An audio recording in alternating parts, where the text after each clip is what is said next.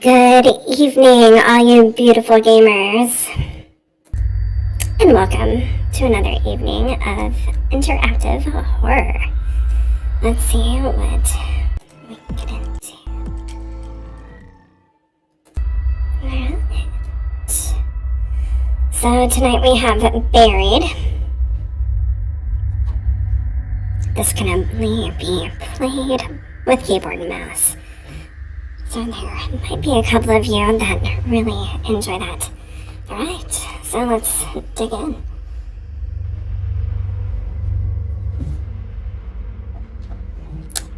I open my eyes and the first thing I want to do is scream. I'm flat on my back and everything seems to hurt. The trees overhead look familiar. It's clear night sky. Almost beautiful. Except for the fact that this means I've been out cold for at least 6 hours. That's kind of a long time. But there's something wrong. I don't remember what, but something happened, and my God, my head hurts. And ringing in my ears.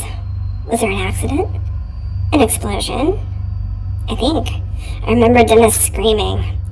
But after that, I can't remember.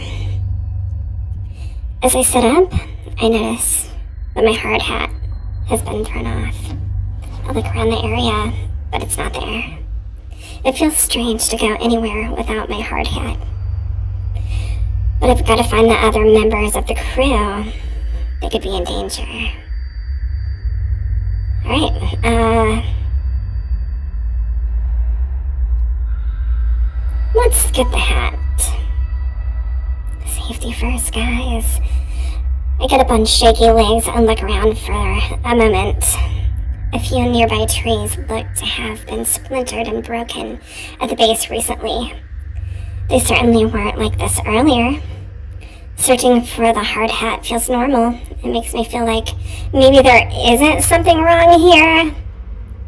I see it behind a fallen log, about 10 feet away from it.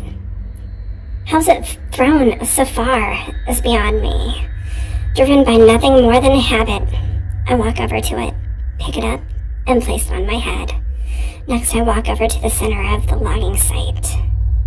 And I don't like what I see.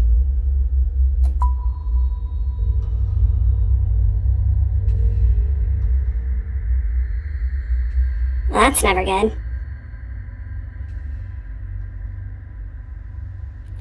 The logging site looks like a bomb was detonated right in the center. I don't know where to start. The one load we had managed to stack on the truck for the day is overturned. The trailer bin and the logs hanging off the back. Where the hell is everyone? My head is killing me and this ringing in my ear. I can't hear anything. Not birds, not my footsteps, nothing. It makes me wonder if I hit my head after my hard hat flew off. I run through a quick mental checklist to make sure my brain is still working. My name is Roger Hastings. I'm 41 years old. The year is 2017. I own a small logging company, and we've been logging in this strip of Kentucky woodland for almost a month now. Okay, so my brain works. That's relief. It also makes me feel fearful because something is certainly not right here. I look around the logging site, my mind trying to figure out what has happened. Just about every piece of equipment has been overturned or tilted. Let's look at the truck. The truck. The hitch is completely broken, like it was blown off in an explosion or a really bad accident. Had there been an explosion, all the fuel on site would have started a fire, but there's nothing charring, no burning, nothing. I walked through the area where Dennis had been working. From the looks of it, he'd been moving slowly. He'd only taken down 4 trees today. His middle lunchbox is open, an indicator that he'd been taking an early break. But he's not here. No one is here. Where the hell is everyone? I I could try to make a call on my cell phone, but its battery is already running really low. Not that it matters. The reception is crap out here. Well, let's try anyway. I pull up my cell and try to make a call to Frank. It rings and rings, and then just goes to his voicemail. But before I can leave a message, my phone goes dead. Great. Hope I don't need my phone anytime soon. Might as well start walking. The highway is almost a mile back through the woods, down the gravel road we used to reach the site. Maybe the crew ran that way for help. But why would they have left me? Were they scared? Out of sorts? Maybe I can catch up to them. But with my truck turned over on its side, it looks like I'll be walking. My God, I can't even remember what I was doing before waking up on my back. Wait, what's that? Underneath the bulldozer. Oh my God, it's a leg. It has to be either Tony or Dennis. The dozer looks unstable, like it might roll some more. Might not be safe to get close, but at the same time, I can't just leave him here. Well, let's go look.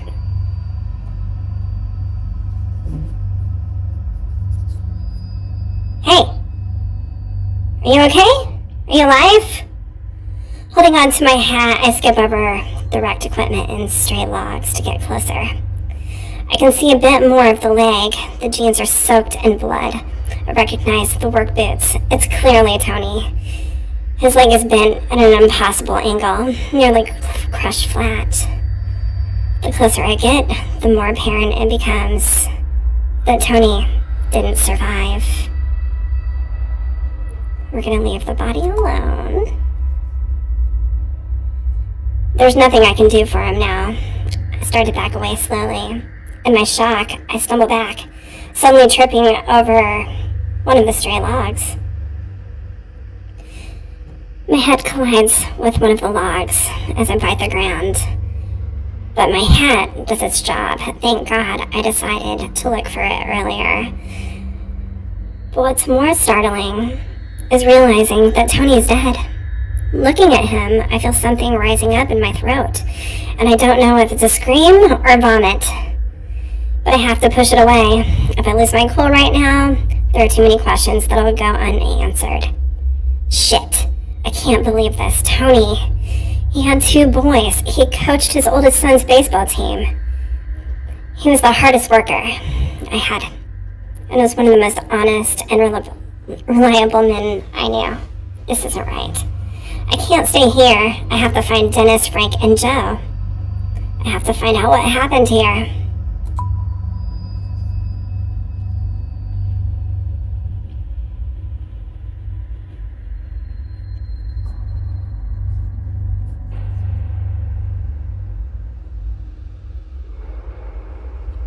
As I walk through the stacks of logs from the last week or so of work, everything feels frozen. This high-pitched sound in my ears, it's terrible. It keeps happening every few seconds. It sounds like it's coming from far away. I can't help but wonder, is it my ears, or is it something else? The silence out here is creepy, and there's a smell, like the atmosphere after a bad summer storm. I might as well admit it. I'm a little scared. Everyone is missing, and it's dead quiet out here. There doesn't even seem to be a breeze to rustle the leaves and branches. My right knee hurts like hell. My head was hurting so bad. Before that, I never even noticed the pain in my knee. I must have heard it during the accident? Wait, is that Dennis? I see him sitting on the ground, motionless, about 30 feet away. We're gonna yell. Dennis! Dennis, can you hear me? Dennis lets out a shout. Like someone waking up from a nightmare. He then looks back at me from the ground. Yeah, Roger, I hear you, he hollers back as I head over to him. Dennis is built like a wrestler and has the tough personality to match. But in this moment, he looks disoriented and even a little anxious. But I'm glad to see him. The fear on his usually confident face is alarming. What the hell happened? What's going on? Don't know. The crew's missing. Missing? Where do you think they went? I'm not sure, but it has me pretty freaked out. Something's not right here. Still sitting on the ground, he looks around the woods, as if he's just now understanding the severity of the situation. The equipment was overturned, the dozers too. You okay? I ask him. Yeah, just shaken up. Me too. This might be the most intimate conversation Dennis and I had ever had. While he and I have always been on good terms, we've never been particularly close. I've always respected him, though. Sure. He's come to work a few times, looking like he'd been in a bar fight the night before. But I've also seen him do an enthusiastic impression of a dinosaur as he played with Tony's kids while they waited for their dad to finish up his shift. It's then that it hits me. Dennis and Tony were good friends. I'm not sure I want to rattle him with the news of Tony's death right now. Not before we know what's going on. But he has a right to know. Let's not freak out. Don't mention it. Okay. So it does these important little disclaimers. We didn't tell Dennis about Tony's death. It's good to find someone else, I say. I don't think I need to bring up Tony quite yet. The two of them were close, almost like brothers. He'd take it hard. Yeah, he says. Hey, he adds nervously, looking at the ground. Did you see that light? No, I say. What did you see? I don't even know, Roger. It was like this flare of white light. It came right up out of the ground, like an explosion. So there was an explosion. Maybe it was some equipment, or... This was no equipment, Dennis interrupts, agitated. This huge ball of light came right out of the damn ground.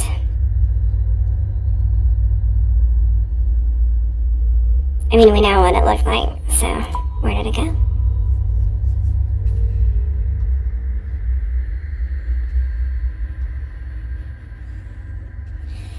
It just shot up into the sky until it was out of his sight. When? I'm not sure.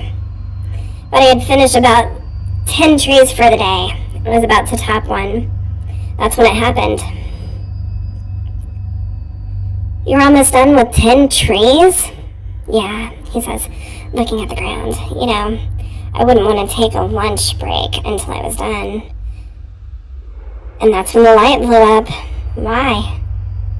You don't believe me? I believe you. We believe Dennis's story. He saw what he saw, I think to myself.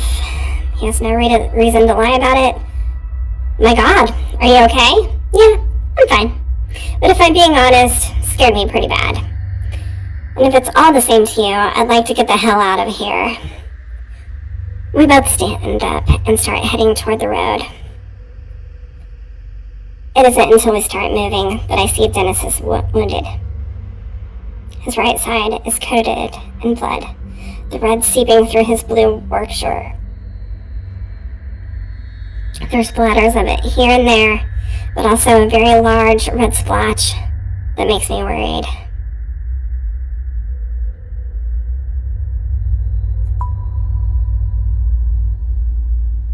I've been better. I don't know how much longer I can stay on my feet. What happened? I'm not sure. I must have gotten thrown or hurt somehow from that light. It's then that I notice that the strange ringing noise is still filling the air. Hey, do you hear that high-pitched ringing noise every once in a while? Dennis looks scared when I ask him this question, and he just nods. I thought it was just me. He looks out of sorts and uncertain. I've never seen him like this before. It's obvious that he's looking for some reassurance. Even though I'm his boss, there's something very unnerving about this. Well, let's not freak out. We'll be okay. It's probably nothing. Let's be realistic, I tell myself. I might as well be empathetic. Out here in the middle of these woods, the ringing could be anything. Maybe a car alarm from through the woods or something. Still, even my passive comment seems to have reassured Dennis. He looks a bit calmer, more relaxed. We both start moving forward and don't say another word. Did you try to call Frank? Dennis asks. I know you had a saw on him today. I can't, I say, cursing myself. I used up my battery trying to call you earlier. It's then that I notice something that makes me stop. A 10-foot wide hole in the ground.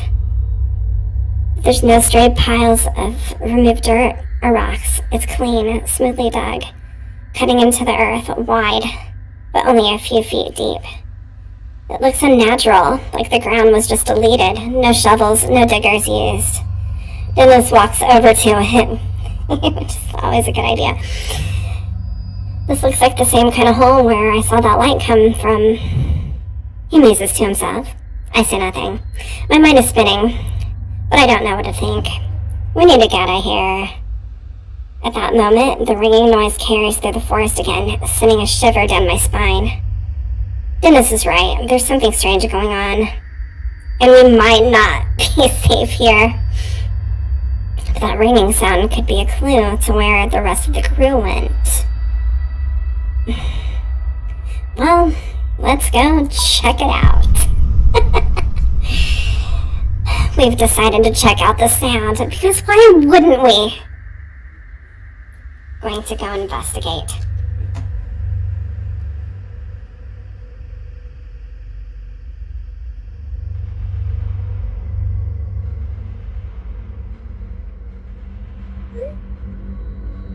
Something's not right, I say.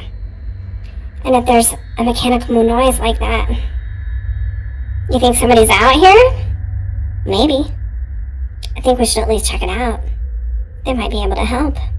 Yeah, you go right ahead, he says with a grin. I'll be here waiting for you. Better hurry, though. Dennis doesn't look like he's in the best shape to be trouncing around in the forest. But we need some answers right away, too. Hell no. Okay, we don't separate. We've decided to bring Dennis along. Nope, you're coming with me. I bend over and hoist him up against my shoulder. He resists just barely and then gives in. He's looking at me like he's terrified of me now, making a moan in his throat. We start moving through the woods quickly, with no idea where the rest of the crew is. I worry they could be in danger. Every tree out here looks exactly the same. I grew up in the country and find my way around the forest without much of a problem, but I'm feeling dizzy. I'm leaning against a tree when I see something that has no business being out here. Our logging crew has been out here for 3 weeks, and I've never seen it before.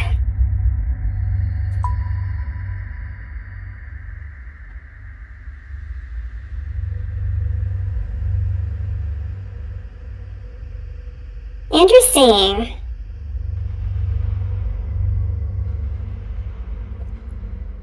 It's a small building, sort of like a mixture of a shack and a bunker.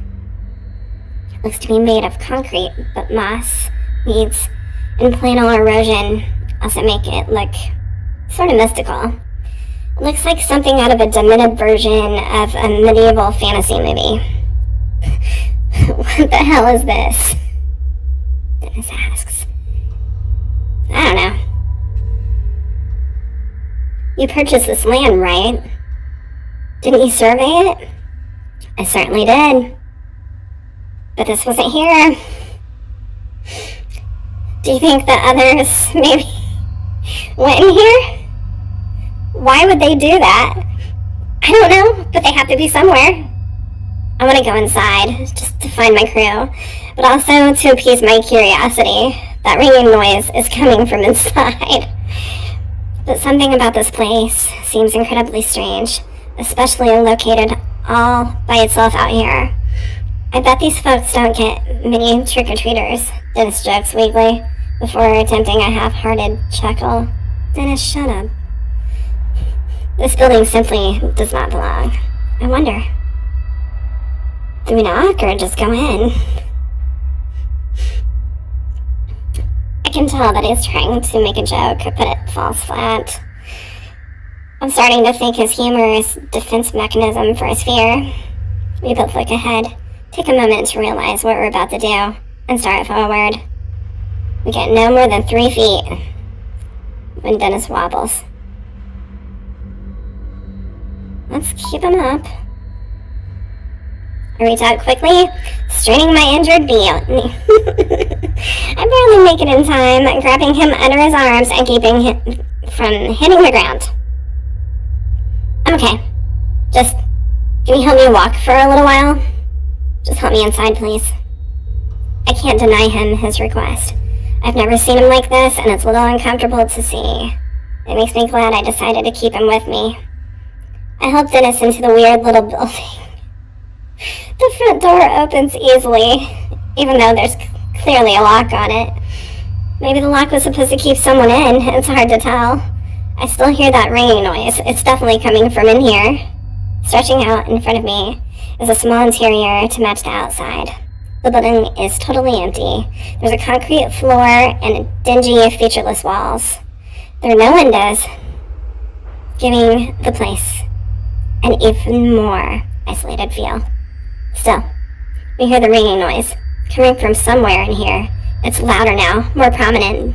The interior seems confined at first, but a small set of concrete steps leads about 5 feet down, revealing a corridor. Yes, let's go down the creepy hallway.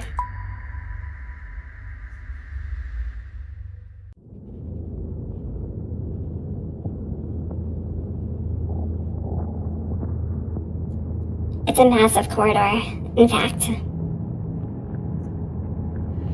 Like I'm in some kind of building underground. It seems to go on forever. The corridor is mostly dark, with emergency lights every 10 feet or so. I assume we're underground now, because this corridor extends far beyond the walls of the building we entered. I realize that someone might not appreciate finding us here. And let's be quiet. I feel like a ghost. Like I truly have no business being here. Dennis leans on me for support. We move slowly, our feet not making a sound. If anyone is in here, I want to make sure they don't hear us. We tiptoe forward as softly as we can. As I carry Dennis to the far end of this otherwise featureless place, I see a flight of concrete stairs leading down. I have to set Dennis down on the floor. His weight is killing me. Dennis, are you okay? Stop worrying, man. I'll be okay. I just need a minute to rest. But looking at him, I'm not so sure. I can still hear the ringing noise every so often, coming from somewhere in here. I look ahead at the concrete stairs, pointing toward them so that Dennis sees them. Can you make it down the stairs? He stands up slowly and visibly, making an effort to not fall back down. Dennis is in bad fucking shape, guys. Yeah, he says, and sounds a little bit irritated. He starts for the stairs without me, and I have no choice but to follow. We approach the stairs, and by just looking at them, I get the sense that we're crossing some sort of line here. There may very well be no going back. You think? You think?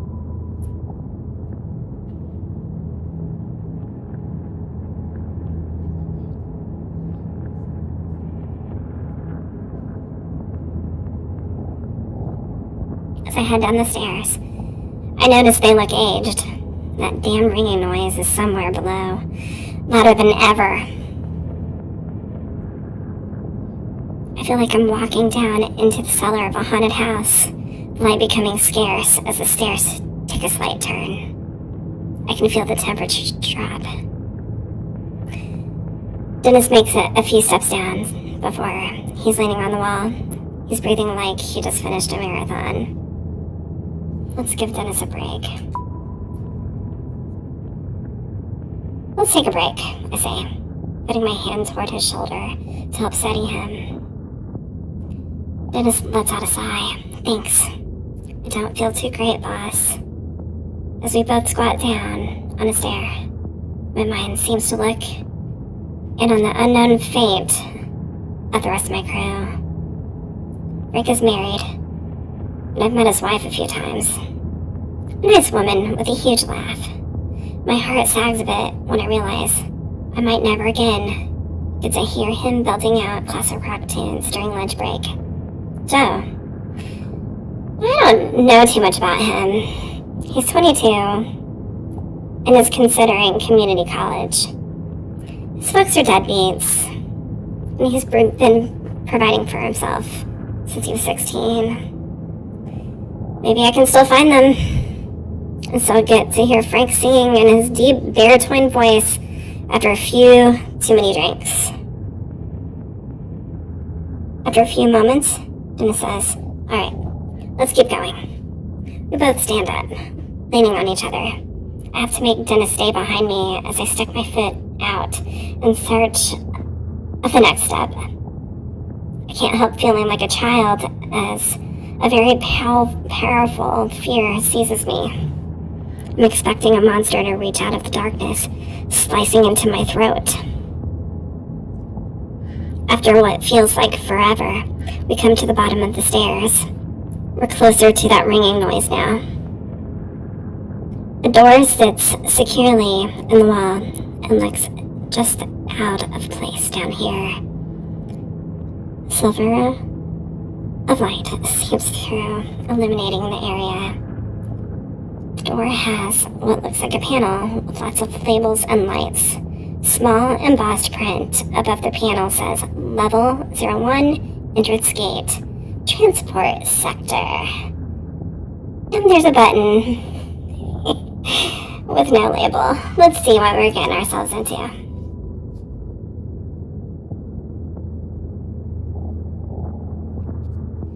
The panel looks like a diagnostic or alert system of some kind.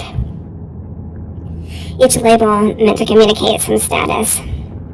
Lockdown engaged, experiment in progress, shutdown engaged. Those all appear to be off, but one of the phrases has a slowly blinking red light next to it. The only powered light on in this whole thing. Abnormal entity breach. What the hell? I slowly push the door open when Dennis suddenly steps in front of me, taking the lead. "Let's go," he says. "I want to find out what the hell this place is." As Dennis walks through, that ringing or beeping or whatever it is, it gets a little louder. The door closes behind us without a click.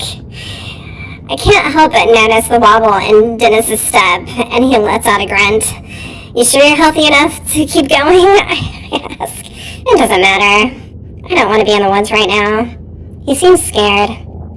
Something I've never seen before. Angry, yes. Upset, yes. But Dennis is never scared. Alright, what did you see? I don't know what it was. It was like someone had left a radio on, crackling. But we don't have any radios at the site. It was, I don't know. It was like something in the forest was moving. I give him a doubtful look and he casts his eyes to the ground, frustrated. I know how it sounds, but I know what I felt. It was like walking to a funeral parlor, feeling death and gloom everywhere. I've been so preoccupied with my own fear I nearly forgot about the ringing noise. It had just become background noise. We take a few more steps, and I can now see where we are. It makes no sense yet. Another thing that simply seems out of place. The shape and muted colors of metal are easy to identify, but it just doesn't belong here.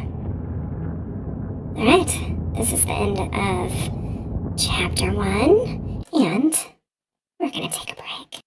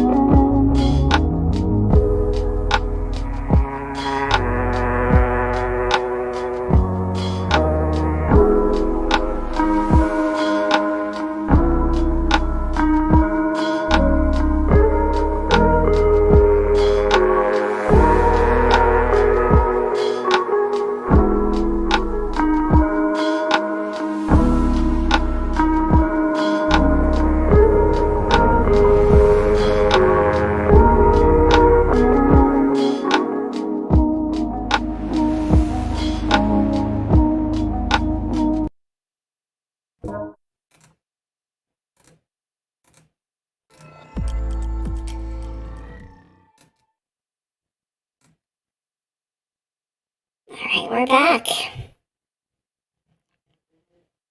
This portion is called Respect the Dead. Huh. It's giving us our results. Okay, you and 36% of players left Tony's body where you found it. Secrets. You and 24% of players hid Tony's death from Dennis. Trust. You and 55% told Dennis you believed his story. Curiosity. You and 75% of players went to investigate the ringing sound. And teamwork. You and 64% of players decided to bring Dennis with you. But you can't just leave him there, assholes. Alright, chapter 2.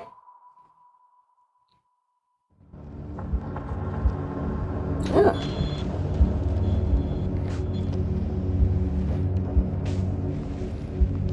Not exactly where we want to be, but, you know, it's better than the woods, right? We're standing on the thin platform of what looks like a fancy subway. The rails look well used, but not old. There's small overhead lights that are very dim, as if they are running on emergency power. The dim overhead lights are a blessing, but the size of the place makes me feel vulnerable. Staring ahead, the tunnel seems to be endless. It's almost dizzying. But there's a small light further ahead, and then a space that breaks the monotony of the tunnel's curved surface. Another platform, maybe? Let's see what... Dennis had better not joke about this. This is serious shit. Let's go, Dennis. What do you think? Looks like we're waiting for the D train, Dennis says, with a deadly sounding cackle. I knew he was gonna joke. Jesus, Dennis. So serious. Okay. Also, the ringing noise is louder down here. It's much more solid now, and there's some other sound. Something like the faint hum of machinery. What's your take on this? You think we're safe here? Of course. Not at all. This is what I think to myself, but I don't want to let Dennis see, but I'm rattled. Well, he seems to be living along much better than when we first stumbled into this place. He's still in rough shape. I'm leading him here, and I should probably make him feel confident in that. Yeah, we'll be fine. Okay. We're too far in to go back, I say. Besides, if we get caught for trespassing, I'm pretty sure we'd slide by. We're good. You're in pain, and we've got to find the rest of our crew. They could still be here, somewhere. Dennis nods and looks reassured, albeit weak and miserable. From the looks of it, we can go either left or right. The left is slightly lit, the right, not so much. This makes me uneasy because I get the sense that one wrong turn in this place would have you wandering for hours. Suddenly, I jerk my head to the right as I hear the unmistakable sound of someone walking. Did you hear something? I ask Dennis, my eyes straining to see anything in the darkness. Not sure, he says. Maybe. Kind of sounded like footsteps. I wait a moment, but the sound doesn't come again. So those are our options. To the left, there are flickering lights, indicating that we'll at least be able to see. There's also a hum of machinery, a sign of life. To the right is just darkness. We also heard footsteps in that direction. Let's go left.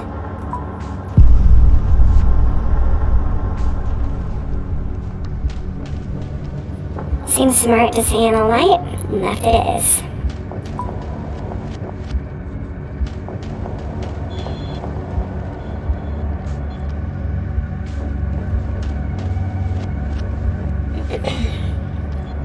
As we head left, the lights ahead are like a beacon in the dark, luring us forward. Someone left the lights on for us, Dennis said, trying to be funny but creeping me out instead. I wonder if that's a good or bad thing. As we near the lights, I hear the hum of machinery growing louder. But it doesn't sound like any machine I've heard before. As the light increases, he uses it to take an inventory of Dennis and his condition. While the bleeding seems to have stopped, the amount that has soaked into his pants and shirt are beyond alarming. How much further do you think you can walk? Can you keep going? Yes. Let's walk into the deep tunnel that has no business being here. Now fully stepping into the light, I notice that the sound of machinery is coming from an area on the left side that's protected by a guardrail. With a bright blue light dance on the walls as they leak out from everywhere. Whatever it is below. I also notice a posted sign that says danger, severe radiation poisoning threat. Well, what the fuck are we supposed to do? I guess we'll look more. Gotta be cautious. It's worth taking a look.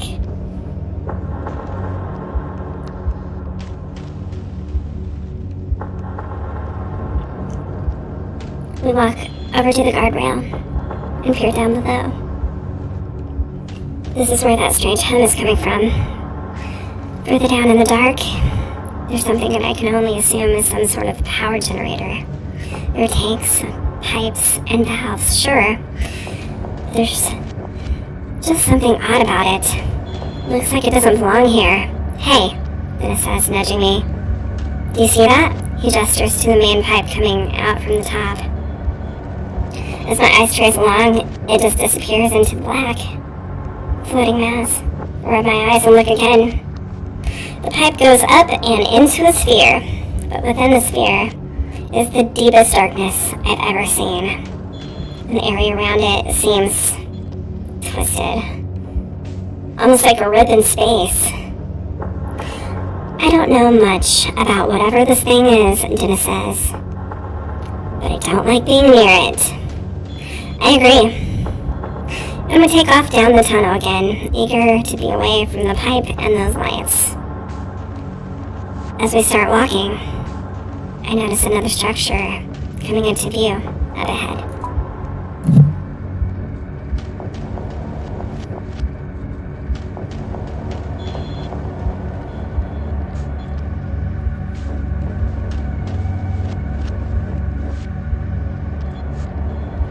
As we head further into the tunnel, we reach another platform.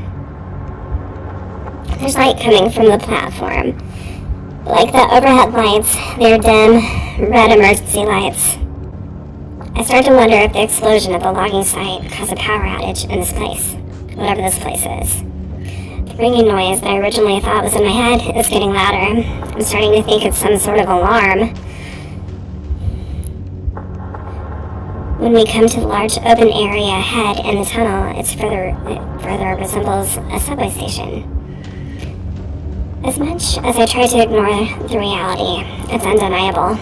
We've stumbled into some sort of high-tech transportation system that is buried beneath the forest in Kentucky. It makes absolutely no sense and creates an entirely new sort of fear as to what the hell we've walked into. I notice that Dennis seems confident, though. He reached the large opening.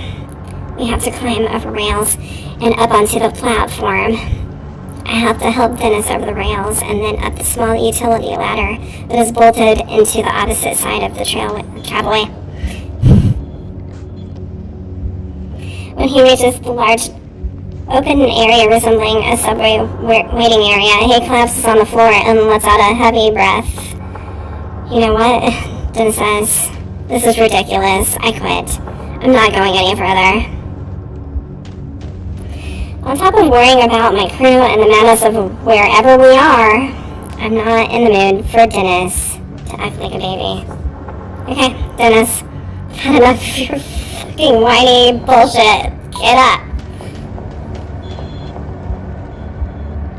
I'm ashamed that I'm getting irritated with him.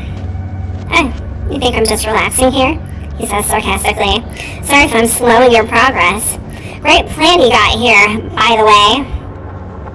His response makes my blood boil. I don't need this shit from him right now, that's for sure. He's hurt. And he's being a dick because he's hurt. Let's keep our patience with Dennis.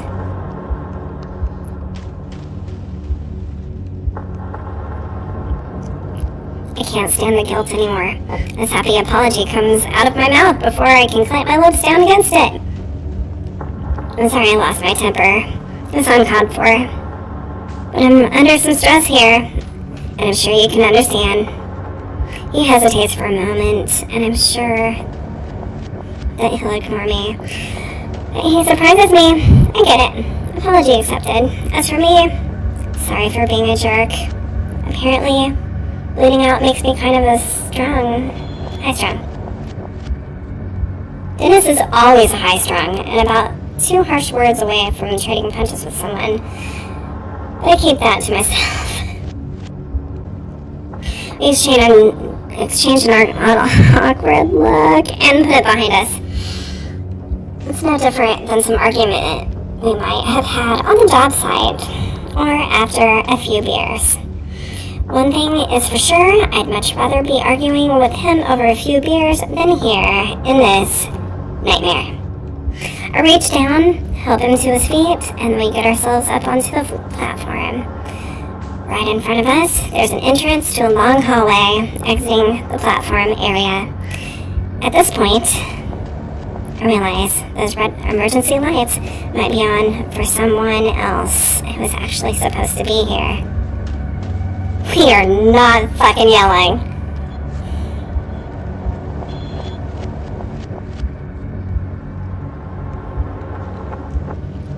I'm still not sure if I want to alert anyone to the fact that we're strangers in the secret place.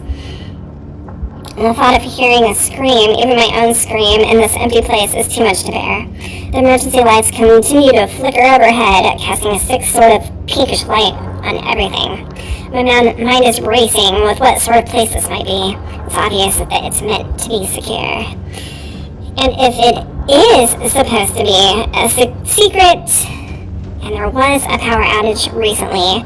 Maybe most everyone has been evacuated. While I'm pondering this, a wave of nausea comes over me out of nowhere, and I lurch forward, vomiting all over the floor. Get it together, dude. Well, is all Dennis says. My insides feel like they're trying to escape. I put my hand out, looking for a wall to lean on. Are you okay? Dennis asks, finally pulling himself together from the surprise. Yeah, I barely gasp out. After a minute, the feeling subsides. Where the hell did that come from? Was it that weird power generator? I finally collect myself and stand back up, praying I never have to feel like that again. Let's keep going, I say, wiping my nose with my sleeve. We step inside, and it seems just as empty as every other place we've come through. Weakly illuminated by more overhead emergency lights. We're standing inside the hallway that looks surreal for a moment. Sweet. Maybe you should have gone to the road. I don't know, should definitely always just gone a little house in the woods that wasn't there before. The hallway reminds me of a hospital wing, but there's something not quite right about it. It's the first clean and tidy area I've seen since coming into the woods. It looks like it was recently in use, despite the dim emergency lights overhead. There are chairs against the walls, and the floor looks well cleaned, as do the walls. The ringing noise definitely is coming from somewhere here, and the small flashing red light along the ceiling seems to flash along with it. That ringing noise is an alarm, I say, if only to confirm my own thoughts. But for what? Dennis asks. And then he asks the questions that have been on my mind since I found the little building in the woods. What the hell is this place? We exchange a look that speaks volumes. We reach the end of the hallway and hear sound, like large metallic grinding. This is followed by a clicking noise, and then the unmistakable noise of the generator kicking on. Well, that's good. That's good. There will be regular lights. That music isn't good, but, without warning, the facility jolts to life. The red glow of the emergency lights is suddenly replaced by bright white fluorescent ones. The mechanical hum is oddly comforting. Somehow, the power being back on urges us on. It's then that I notice the ringing noise has stopped. So it had been an alarm. But for what? Just the power failure? We head down the hallway, the electric hum of the lights sounding eerie overhead. Other than that, the place is dead quiet. The hall is about 100 feet long, with two main doors. One door opens into a large room that looks like a conference room, with a whiteboard and papers strewn about. Across the hallway, another door looks like a laboratory of some sort. Dennis slumps against the wall into feet and lets out a scary-sounding chuckle.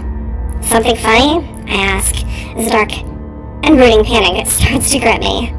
Dennis just keeps chuckling as he slides down to the floor. I'm just gonna sit here while you look around.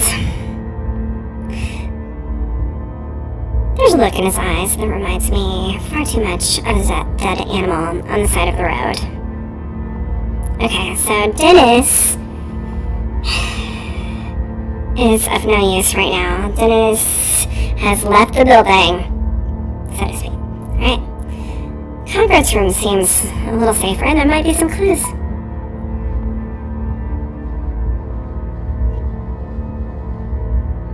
That's a nice ass conference room. Papers aren't everywhere, they're stacked. Alright. A large table sits in the middle of the room, lined with a series of chairs. It looks like something straight out of the showroom. A well-used whiteboard hangs on the wall, and there's scattered papers on the desk. Those are not scattered. Okay. But, we're gonna look at the whiteboard. We don't have time to dig through that. A few things are scribbled on the whiteboard, mostly formulas and names, but there are some things that are easy to understand that make my blood go cold. Subject, Number 6. Cause of death, embolism, or aneurysm. Or both? Ideas for new delivery mode. Spherical liquid? Induced comatose state first. Terracorco equal. Possible plutonium supplier. Well, let's stick through the papers. Most of the papers and printouts have codes and equations that go way over my head. There are also handwritten notes that don't make me feel any better about our situation. I read through them and see scrawled notes that say things like, last experiment failed. Overdose before transport. Levels indicate cellular catabolism? More lead shielding in export suits. Nice. Measurements make no sense. Let Barksdale know about possible Higgs field fix. Outside in the hallway, I hear Dennis grunting. I head out of the room to see him still seated on the floor, but I don't get very far, because as I exit, a man comes rushing around the corner. Ooh, with an automatic rifle in his hand. Uh-oh.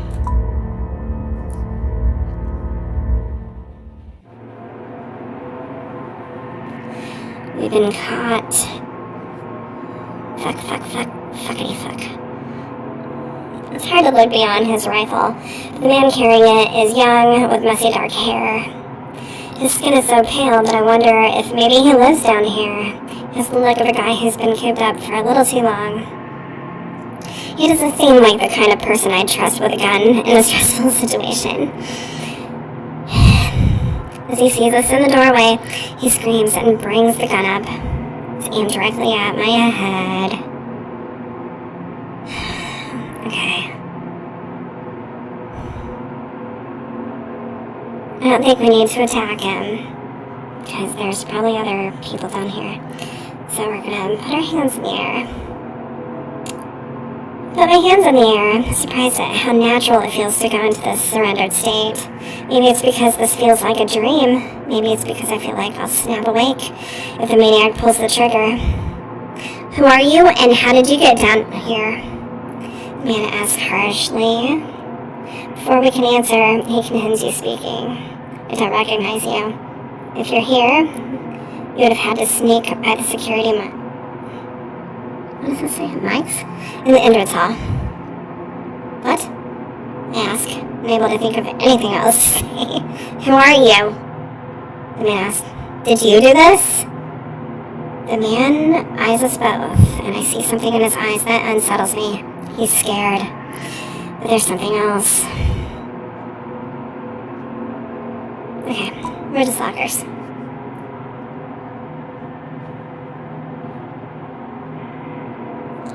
His eyes look distant for a minute, and he says, bullshit. For some reason, I'm pretty sure he knows I'm telling the truth. Someone knocked the power out, the man says. It's back on now. But if it was out long enough, well, we're in a heap of trouble. Was it you? Who sent you? Look, we don't know what you're talking about, Dennis says. Something happened out in the woods. Are you alone? Are there others with you? The armed man asked, thrusting the gun in my face.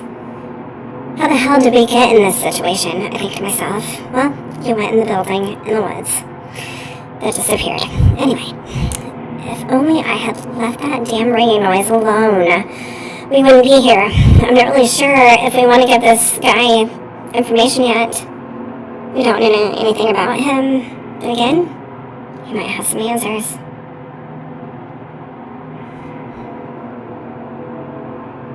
Well, we are looking for a crew.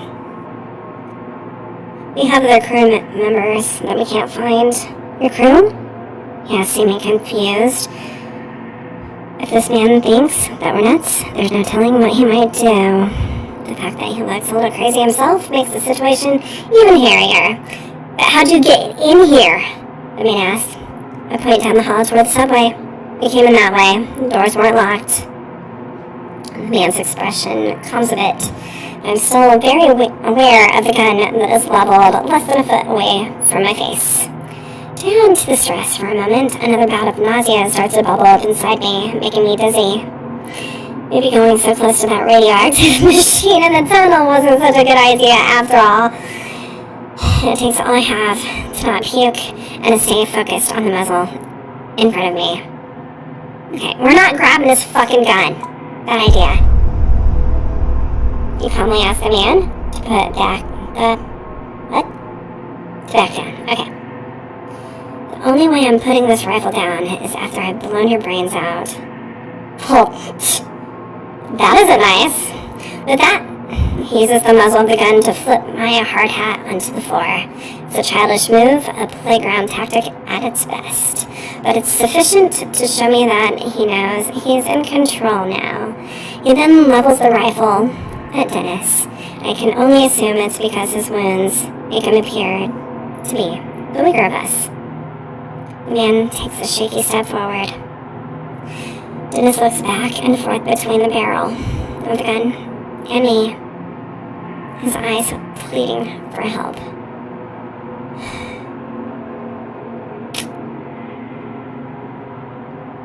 Okay, well, don't worry, Dennis, he's hurt.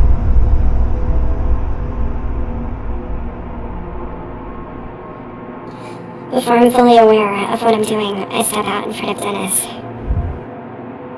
The barrel of the rifle is nearly touching my chest now.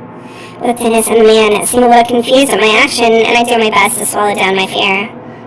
I don't know what's going on here, but we're here by mistake. You have no business being here, but now that the power's on, I think you might be too late anyway. For what? But he doesn't answer me. Instead, he steps forward and actually pushes me backwards with the end of his rifle. The man then repeats a question he asked before, one that makes no sense, and honestly, it makes me think he might be a little crazy. Who sent you? You assholes from the Pentagon? I'm not quite sure how to take this question. Is this guy joking? Okay.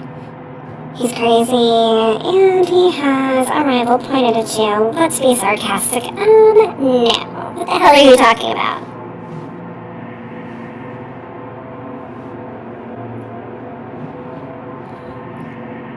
No, I say. We're just loggers. Something blew up, and my friend got hurt. We're looking for the rest of our crew.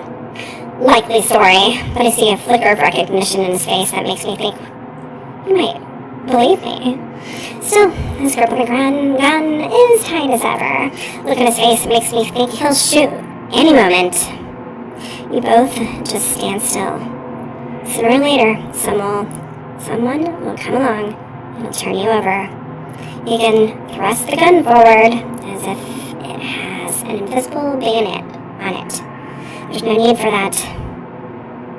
I have no guarantee that he won't pull the trigger. Look, Dennis says. We don't want any trouble.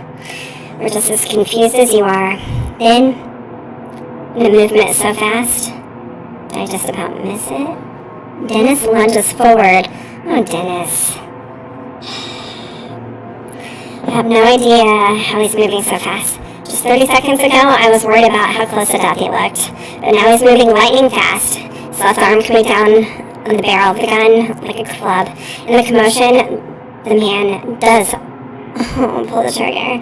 The booming noise is deafening, and there's a moment where I think I've been hit. It takes the clanging noise of the round tearing into the floor at my feet to help me realize I've not been shot. I look to the floor to see where the shot missed my right leg by less than 3 inches. I'm paralyzed, in shock for a moment, as Dennis and the man fight over possession of the rifle. Okay, Dennis. Good. Right, there's a fire extinguisher on the wall. I could use as a bludgeon. But I might not have enough time to grab it before Dennis is overpowered. Gotcha.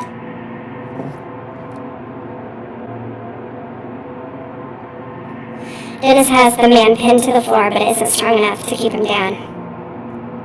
As I fall to the floor to help, the barrel of the rifle swings right in front of my face, a reminder of how close I'd come to being shot. On my knees, I deliver a hard, stiff punch to the man's face.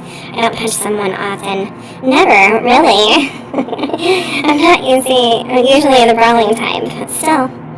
It is apparently effective. The man's head snaps back hard, and his grip on the gun loosens. Dennis grabs the gun and falls to the floor, clearly winded and in pain. Our attacker is immobilized, and I can feel a shift in the situation. Yet, although he's basically harmless now, I feel the need to pummel him. Desire that builds with each second I look at him. Well, we don't want him to be a problem later, so we're gonna keep punching him. So we kept heading.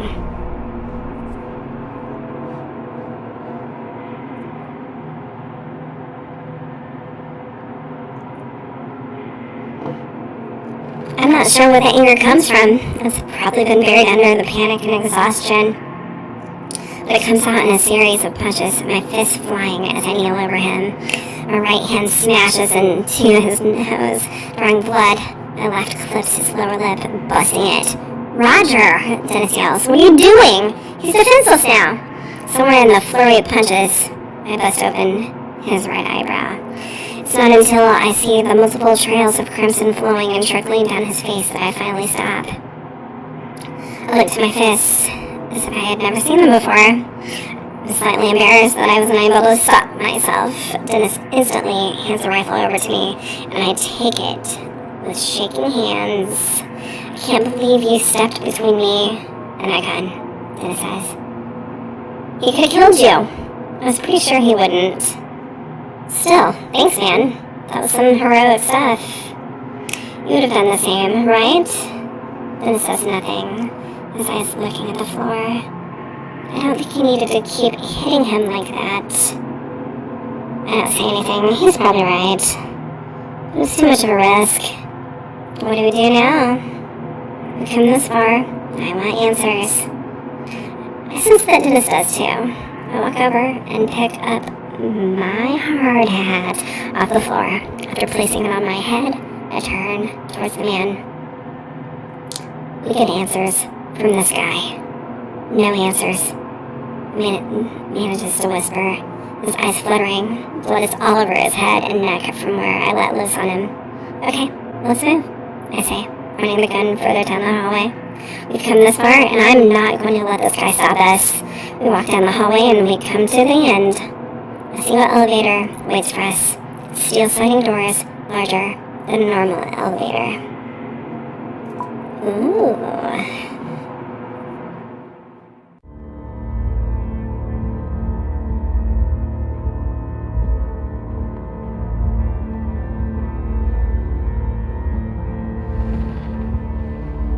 Before I get into the elevator with this guy, I think it's wise to learn a bit more about him.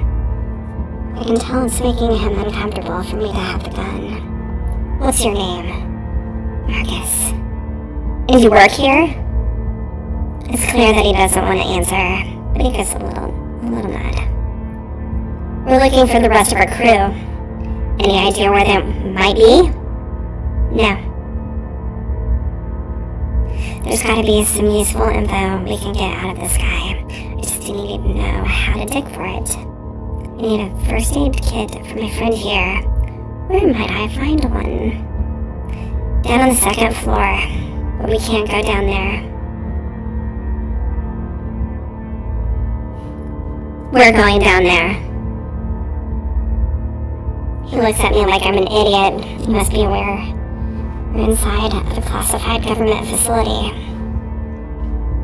It makes sense, but I want to doubt it. Well, I'm sure a government would want you to help save my friend. So take me to the first aid kit. I can't. You don't have clearance. Hell, I barely have clearance. Then, seemingly to himself, he mutters, I make this place run. And not even a thank you, just a bunch of restricted access rooms that I'm only allowed to go into with a freaking chaperone. I interrupt this monologue. We're going to that first aid kit. I could lose my job, he says, squinting through the blood where I bashed him over and over.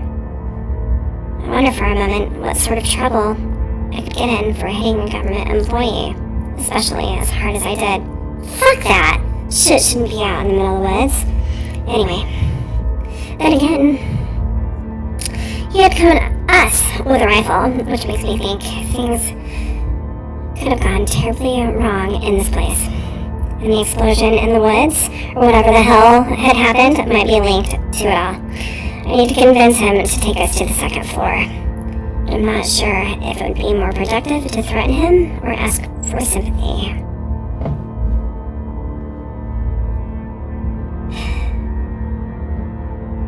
Let's threaten him. I placed the rifle to his head. Well, I don't know. Well, I know I don't have it in me to pull the trigger. I have no problem holding it there.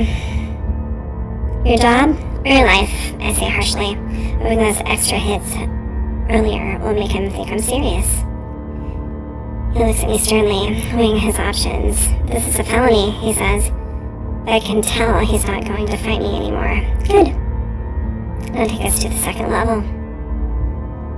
With an untrusting stare, Marcus walks to the elevator door, approaching a small keypad by the doors.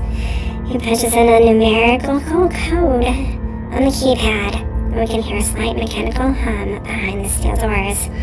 After a few seconds of angry glances and frightened sneers from Marcus, the elevator arrives. The steel doors slide open with a whisper, revealing the interior.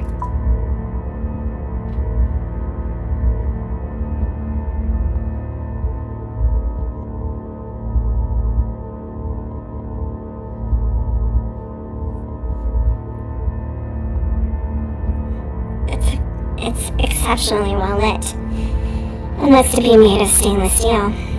I half expect the thing to take off at the speed of light. There's another small keypad on the front right panel by the door, with options for 3 sub-level floors. Looks like this elevator doesn't go to the surface. So after we get a first aid kit for Dennis, how do we get out of here? We can't leave, Marcus says. Once the power came back on, the whole place was put on lockdown. What? Can't you override it? No. It's to prevent anything from getting out. I can't. Marcus looks as deflated as Dennis. We can't get out. We're stuck here. Dennis leans into the corner and almost falls into the floor. The struggle for the rifle took a lot out of him. I can see that much in his face. Slowly, we start to move down. The hum and grind of the car's motor filled the space. Okay, Marcus, what can you do? Marcus bristles at the question, but I think it's fair. I mean, he's not allowed to unlock the doors or even get medical supplies. Why keep a guy around who can't even grab a Band-Aid without permission? Without me, nothing would get done here. These people think they're so brilliant, but some of them can barely turn their computers on without help. The top coder in my class at MIT, and I'm stuck living underground, helping idiots who don't even trust me with keys. We don't care how big it is, what goes on here. He's not gonna tell you. Marcus shakes his head. You might as well shoot me. I can't tell you. Why not? It's beyond classified. And the things I know don't even cover the start of it. What does that mean? I ask, starting to get irritated. It means that even if I wanted to tell you what sort of work is done here, I don't know enough about it. What's your job? I handle the IT work and make sure the databases are up and running. It's a 24/7 job. I haven't seen sunlight in almost a year. I wonder what staying in a place like this for that long would do to someone's mind. I was recruited, he continues, but because of the workload, no one else wants this job. But I don't really mind being by myself. No family. Plus the IT. It's some crazy shit. Crazy how? This place generates over 100 terabytes of data per day, he answers, getting the slightest bit excited before his face falls again. What knocked the lights out? Seems like some sort of power outage, Marcus says.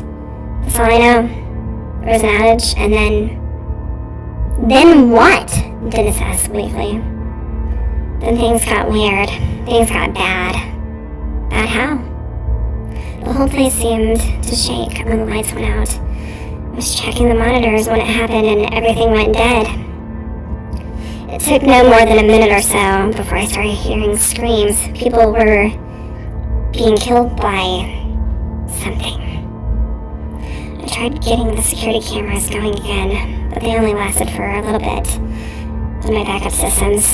But what I saw... What? I asked, feeling a sharp fear worm its way into my guts. Well, what I saw on the screens for that little bit of time made no sense. It made me get the gun from the emergency vault. I think whatever it is, it's still down here. Hold on. There's an emergency vault with a rifle in the same room as the security cameras in this place. Marcus gives me a grin that looks nearly insane. There are guns locked away in every room in this place, just in case. You know? Alright, just in case what? As he opens his mouth to answer, the elevator comes to a stop, and the doors slide open. Marcus is out right away, without a word. He makes his exit and heads directly for a glassed-in room filled with computer monitors and high-end equipment. Dennis and I file out behind him, trying to keep up. As we do, one very alarming question runs through my head. What the hell kind of government facility keeps loaded guns and emergency vaults in every single room? And with that, I believe we'll take a short break.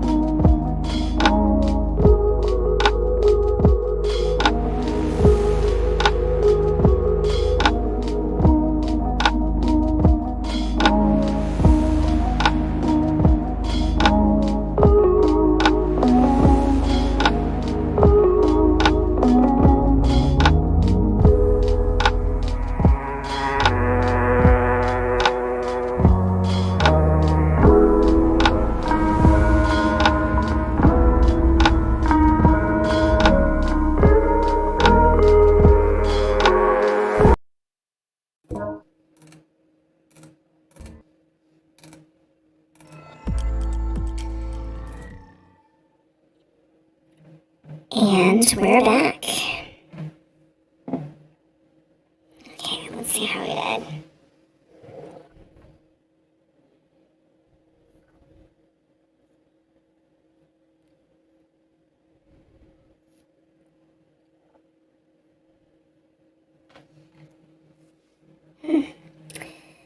We chose violence. It had to happen. Chapter 3.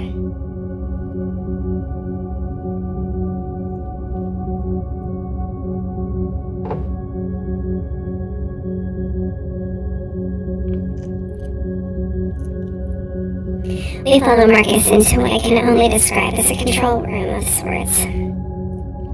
There are countless computer screens, some of which are obviously coming back from having been shut off.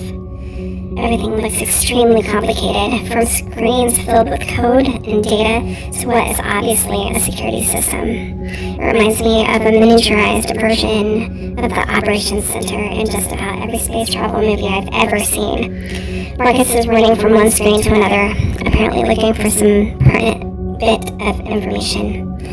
Where's the first aid kit? Marcus stops in his tracks, as if he's forgotten the whole reason for bringing us down here. Oh yeah. Just to the left side of the room. There he hunkers down for an open panel in the wall. And I assume it's an emergency vault from where he got the rifle. Let's look at the monitors. I can make sense of very little. But I see. Mostly numbers, odd-looking maps, and charts. Altogether, they show what I assume is the working, beating heart of the peculiar facility Dennis and I stumbled into. Aside from the charts, there are scrolling numbers running along the bottom of the screen.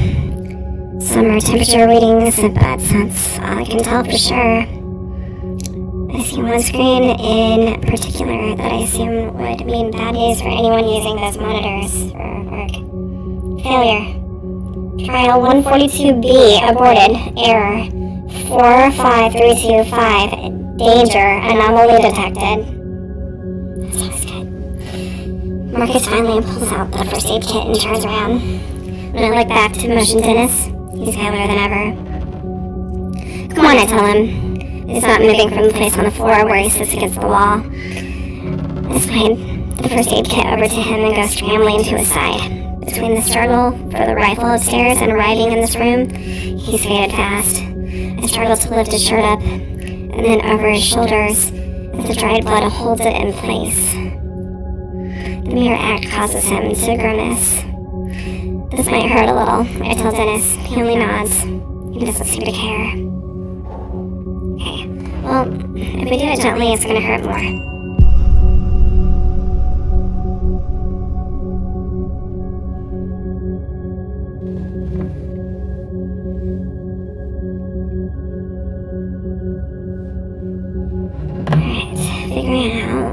Figuring that the old rip-off a Band-Aid metaphor applies here, I tear the shirt off of him quickly. Plus, I don't feel like we exactly have a lot of time. Dennis lets out a scream of pain and fury. What the hell? Sorry, I say, casting the bloody shirt aside for a moment. Once in pain, he leans back against the wall and takes a series of deep breaths. His wound is more visible now, although it's partially hidden by the blood that has started to clot around it. My medical knowledge is slim, basically just a bunch of basics I learned in Boy Scouts. I look over to Marcus, hopefully, and ask, "You have any training?" "Zero," he says. "Sorry." It's just as well, I guess. He's far too concerned with what's happening to the monitors to be much of a help anyway. I start by taking out several rolls of gauze within the kit and wipe as much blood as I can away from the wound on his side. It's even worse than I had figured from the start. The gash is deep and dark, and I'm pretty sure it's infected too. He's gonna need stitches, that's for sure. I have no idea how to even start with that. Besides, I don't see the tools for it in the kit. When I splash rubbing alcohol over the wound, he responds with a hoarse yelp of surprise, but nothing more. His eyes are locked on me now, and he looks appreciative, but he's also scared. Be honest, Dennis says, hopefully. How bad does it look? Think I'll live? Okay, let's not freak out our friend here. Okay, you'll be fine. Good to know. Because I sure don't feel like that. You've been through hell. I think it feels worse than it actually looks. Thanks. It's a relief. I won't lie. You're gonna have a scar. I say, trying to be funny. He chuckles a bit. There's no humor in it. He rests his head against the wall and closes his eyes as I finish up. I place one layer of gauze against the wound and bind it with medical tape. I then reinforce it with a second layer. I know it's meager, but that's all I can do. Thanks, Roger, he says, actually managing to force out a smile. I feel a lot better. I think I'll be fine. I'm not so sure about that, but I'm glad I was able to encourage him. I look back to Marcus as he's looking back at us, deep in thought. Are these first aid kits all you have in this facility? If there's something better, I don't know about it. I notice then, his defensive posture is no longer there. Something is different now. Just a slight change in his demeanor. He's seen something on those monitors that has him frightened more than he already was before. What is it? What's wrong? His eyes travel around the room, and it's obvious that he's trying to decide whether or not to tell me the truth. Okay, well, we don't really know what the monitors say, okay? So, let's tell us. Just what in the hell is going on here? I ask. Not even really sure. I want to know the answers. His defiant gaze tells me that he's not going to be of any help. So I decide to look around for myself. After a few moments, I see a few things that even I can comprehend hidden in the complex information on most of the screens. On one screen, I see what looks like to be a power meter that is slowly climbing upwards. A single message is flashing beneath it. It reads, "Unexpected power failure. Foreign entity." Another message trickling along the bottom of the black screen says, "Safety locks on. Level 3. Containment doors engaged. Override?" I see still scenes on a few other screens that I assume are security cameras showing hallways and passages from elsewhere in the facility. One of them shows the first level hallway we were on just a few minutes ago. Another shows a hallway I don't recognize. The floor is covered in blood. From just off the screen, I see what I think might be a human body, but it's bent in an impossible way. It looks like the body's legs and torso have somehow been merged or melted into the floor. Okay, man, there's nothing wrong with the system. What happened? I have no idea. I didn't see it. Whatever happened to that guy must have happened in the last minute or so. What the hell? There's something still happening? Are we still in danger? He turns away, clearly fearing he's already said too much. And as bad as that is, there's a scene on another monitor that makes my blood go cold, and my fear spiked to levels somewhere near terror. The scene is very familiar. It's the logging site. The equipment is unmistakably mine. I can even see my truck. Something like fury starts to rise up in my guts, momentarily pushing aside the fear. For a moment, I consider tearing into him. A few punches and a shove against the wall. Nothing more. I want answers, and I want them now. But I'm not sure which would provide more answers. Asking calmly? Or kicking his ass? We already did that. Just calmly. Could you please explain to me why you've been spying on my crew?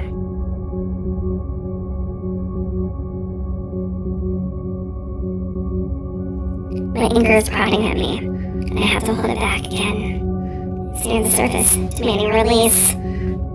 It was part of my job. Mine and a few others. Your crew has been watched ever since you set up your equipment. Why?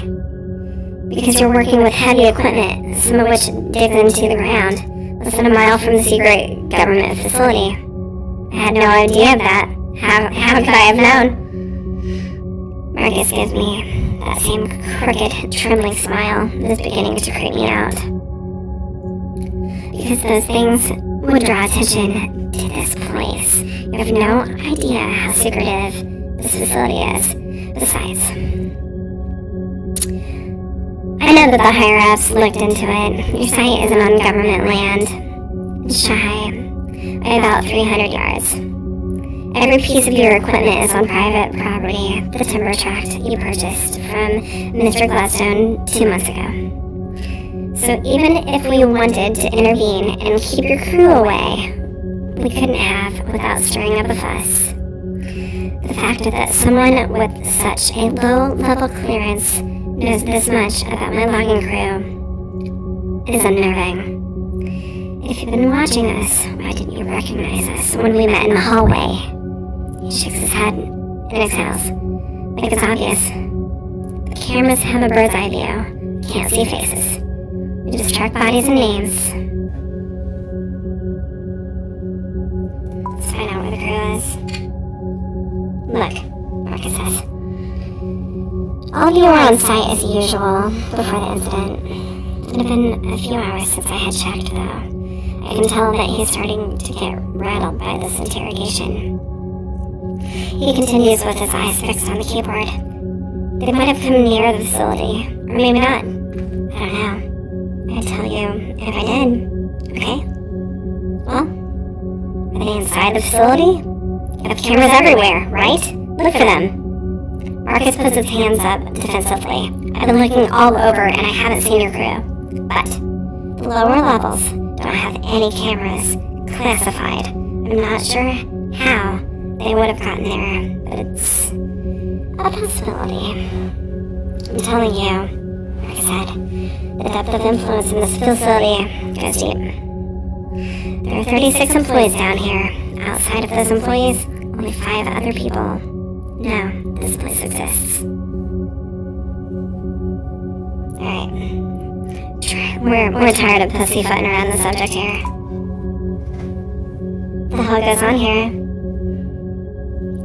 He doesn't even pause to consider if he should go any further. He actually laughs when he gives me the answer. I honestly don't know everything. Probably very little. But what I do know is that it is more than black ops. What does that mean? Their scientists here have been disowned by their own governments because of the nature of their work. You get it now? I don't. Not at all. But I don't want him to know about that. He said there are 36 employees. Where do they know? He shakes his head. Sorry, I know. Everyone else is gone. Gone where? He points at the screen that still informs me of the unexpected power failure and cringes. If this power failure was not corrected in time, there's no telling. But they're here in the facility somewhere, right? I just don't know. They could be anywhere. Look, I see. Furious with the way he's talking in riddles. I don't. Hey, boss, Dennis says, his voice flat and toneless. He stands up and is now looking blankly at one of the monitors. My eyes follow his, and when I see what's on the monitors, my heart pounds in my chest. Who is that? He asked, indicating the portion of the lake sticking out from the overturned dozer. Oh no. Shit. Guilt slams into me like a bullet between the eyes. In my panic and fear, I'd avoided even trying to pull him out. More than that, I still hadn't told Dennis. Holy shit, he says, looking closer. It's Tony. He's dead. Dennis looks like he's just been punched in the stomach. He looks at me, unbelieving. Did you know? Nope. Bullshit. When you walked up to me in the woods, you came from the desert area. You had to have seen him. I wasn't over there. Dennis cuts me off, not buying it. You knew. Tony was dead this whole time. And didn't tell me? This whole time? He stands up and lunges at me, but it's too weak. I take a step back, avoiding his advance. What good would it have done? You'd still be hurt and we'd still be here anyway. I didn't want to add more to your plate. He only glares at me, and I think I see some sort of dull understanding in his eyes. Suddenly, something blazes by the door outside. The shape is fast and in shadow, but I'm pretty sure it's a person. Someone else is here, Marcus says, milling around. He seems very happy to discover this, and I try to follow his lead. If something bad happened at this facility, then surely the sight of another survivor is a good thing, right? We should check it out. But I can't help but feel this is a bad moment to leave Dennis. As I turn to tell him I'm heading out with Marcus, he's not even looking at me. It's clear that he's still pissed that I kept him in the dark about Tony. We're just gonna... I'm sorry, I should have told you. Well, maybe you could have realized that, I don't know, before waiting God knows how many hours. The shot rings the small room. All I can do is look at the floor. This guy was practically nervous. He stops talking. I can tell he's stifling a sob. I'm so sorry, Dennis. About Tony. About not telling you. Just go check out the person. I turn to Marcus and motion for us to head out to investigate. Let's be careful. Depending on who it is, they might not be as hesitant to shoot a stranger as I was. I nod at him and head for the door. I'm still holding the rifle in my hand, and I don't know if I have the guts to actually use it if needed. With a final look back to Dennis, I ran out into the second level hallway.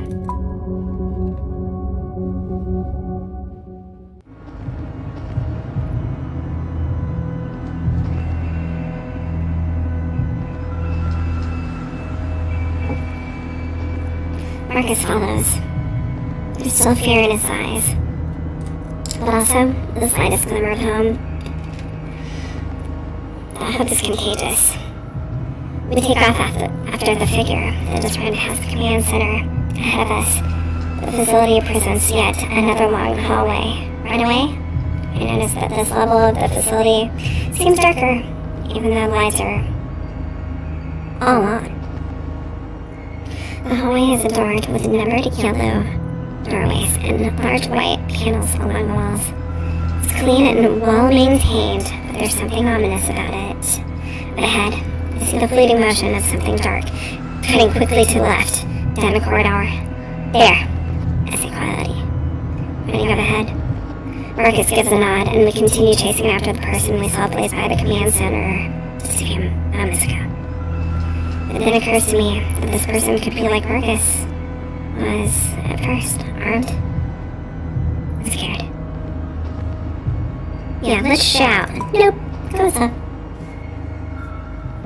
When we reach the intersection in the hall where I just seen the shadow moving, I gaze around the corner just in case.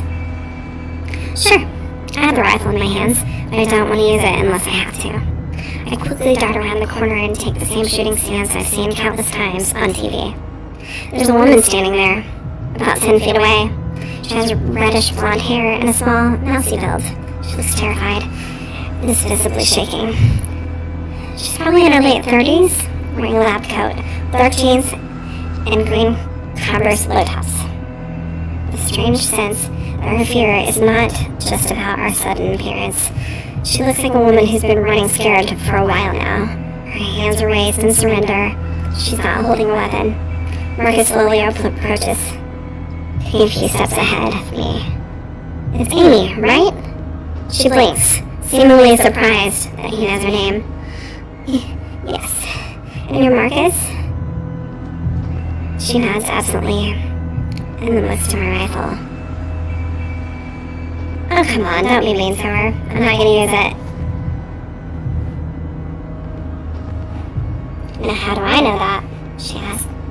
We're trespassing on government property in the midst of a huge, catastrophic event. And you have a rifle. How am I supposed to believe you? I have a friend back at the command center who needs medical attention, I say. and we're looking for the rest of our crew. I'm really sorry, but I don't know where they are, she says. Do you know what's happened? Marcus asks. In the power outage? I don't know what caused it, she says. But there was an experiment taking place when the outage occurred. Something happened and... She trails off here, giving me a look of distrust. I saw things on the security monitors, Marcus says. The experiment failed, didn't it? I don't know the specifics, Amy says. I barely escaped the third floor. I was going to the command center to see if the security footage showed anything, but then I saw you and the gun. Listening to their conversation, I'm feeling totally in the dark. What has you so scared, Amy? Amy looks at me, her eyes wide and terrified. Who are you, anyway? She asks. I quickly give her my story. A logger stranded in the woods following a peculiar explosion at the logging site. As I tell her, recognition blooms in her eyes. You're one of the loggers? Yes. And she looks to Marcus and says, I thought they were being watched. They were, Marcus says. This was a freak accident, and there's no proof that they were responsible. I feel myself wanting to submit to all of the questions that are piling in my head, but Dennis is waiting for me. Let's get him some medical help. He's had a bad day. I decide that, despite my curiosity, I need to get Dennis help as soon as humanly possible. Look, is there any medical help to be had here or not? Probably, Amy said. You'd have to find the Colonel Barksdale. He knows where all of those sorts of supplies are. And where is he? Where is everyone else? At this, Amy starts to weep. She falls to her knees, as if someone had struck her from behind. Oh, God. Some were killed, and some were just... I don't know. They disappeared right in front of me. Alright, what the hell's going on here? Something's here with us, Amy says. We were conducting an experiment, and it all went horribly wrong. Something came through. Came through what? Marcus says. I don't even know that much. An enemy? But whatever it is, it's still here somewhere. How could you not know? Don't you have full security access? No. I have access to almost everything. There are 2 levels of security beyond my clearance. So, what do you suggest we do now? I'm not sure. Wiping your tears away. But if you want to find your crew, we need to find Barksdale. He's in charge. Where is he? Down on the 3rd level. In the hangar. Then, let's go. It's not that easy, Amy says. Again, looking to the rifle in my hands. Why not? Like I said, something came through when the power went out. There's several of them roaming the 3rd level. Doesn't matter. Let's go.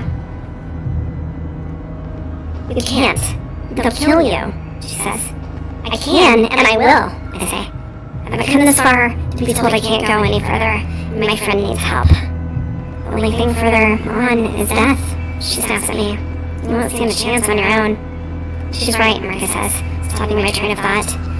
Things I saw on the monitors, it was crazy. This is insane, I bark. I'm going to the 3rd level to find Barksdale. Thanks for your help. Wait, Marcus said. I'm sticking with you. If you want to get out of here, we have to find Barksdale, right? Yes, Amy says. Barksdale is on the 3rd floor. It's too dangerous to go back there. I figure I'll let them make their own decisions. In the meantime, I start heading back to the command center to get Dennis. Before I get there, I hear their footfalls behind me, getting closer. I give Amy a questioning look, and she quietly looks away, clearly torn. Neither one of you know your way around here, she says. Looking for Barksdale on your own would be suicide. Like it or not, she has a point. Fine, I say. Let's get Dennis from the command center and head down together.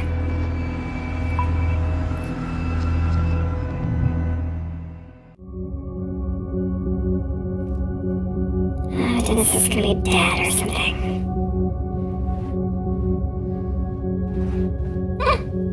We entered the command center, and I'm happy to see that Dennis has regained some of his color.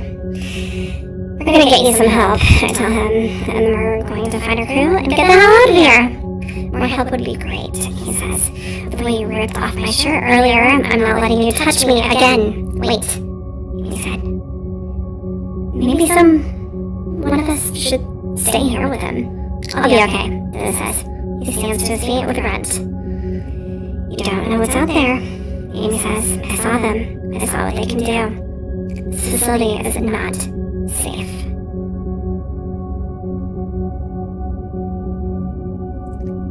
Are there any of them on this floor?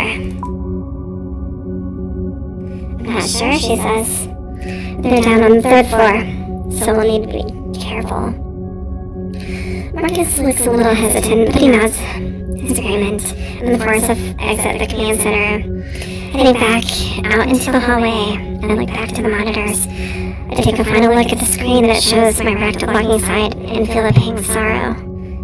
Then I look to the other monitors, showing live feeds of the facility's security cameras. I try to tell myself that I'm not looking for any sign of Amy's creatures, but I can't. That's exactly what I'm doing, and there's no need to pretend otherwise. We head back through the hall and toward the elevator. The tension exists between us. It's like a physical presence.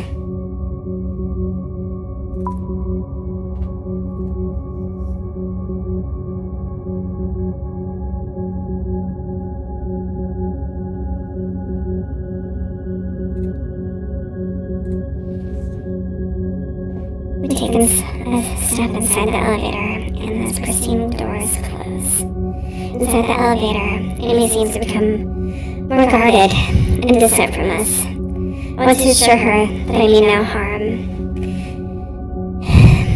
But I'm also not going to put the rifle down. So you have a pretty high clearance in this place, right? I ask her. That's right. So what kind of experiment are we talking about? What wrong? She starts to answer my question. I can tell that it's something of a relief for her to get some sort of it off her chest. There's been a lot of work on a project taking place over here the last 3 years or so. But the purpose is to find out if there is any real viable science behind point-to-point instantiation. Like teleporting. I ask, oh my god. Marcus says, I had no idea. I knew there was some weird stuff going on, but nothing this insane. It's really not all that insane, Amy says. We found our first major breakthrough about 9 months ago.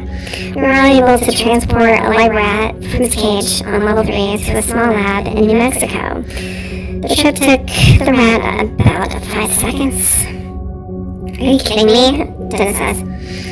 I can tell that he wants to sound as if he is mocking the idea, but he fails. He's scared. Not at all, Amy says. The problem was that when the rat arrived, its retinas were detached and its intestines were on the outside of its body. Okay, what does this have to do with us now?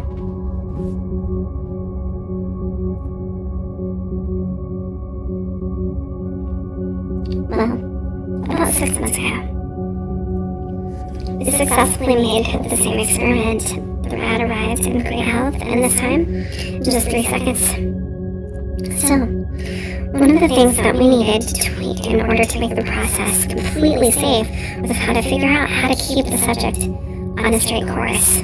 When the matter is being transported, not only are its atoms being unknit and then put back together upon arrival, unknit? Yes. Deconstructed and translated through space. It's the only way we know how to do it right now. But the issue, as I said, comes in keeping the deconstructed subject on a straight course to its destination. When the process occurs, we are deforming space-time. We're creating a shortcut through space. And that has risks. What exactly? Dennis asks. Because there are many more dimensions in space than the 3 we exist on, she explains. There's some evidence there are as many as 10. So when you send the rat to New Mexico, it's traveling through another dimension to get there, they ask. Basically. And because of that, we were trying to get a better understanding of what those dimensions are capable of. Things that have a great deal of the population would be scared of if they knew what we were doing, hence all the privacy. Then today, power went out as we were right in the middle of an experiment. Something happened. What? I don't know. She's speaking with the authority of someone who knows what she's talking about. What have you seen in these dimensions? Other worlds, other tech-arc universes, where laws of nature don't apply, she says, not bothering to explain what that means. I'm not cleared for such things, but I do get the reports. What reports? Marcus asks.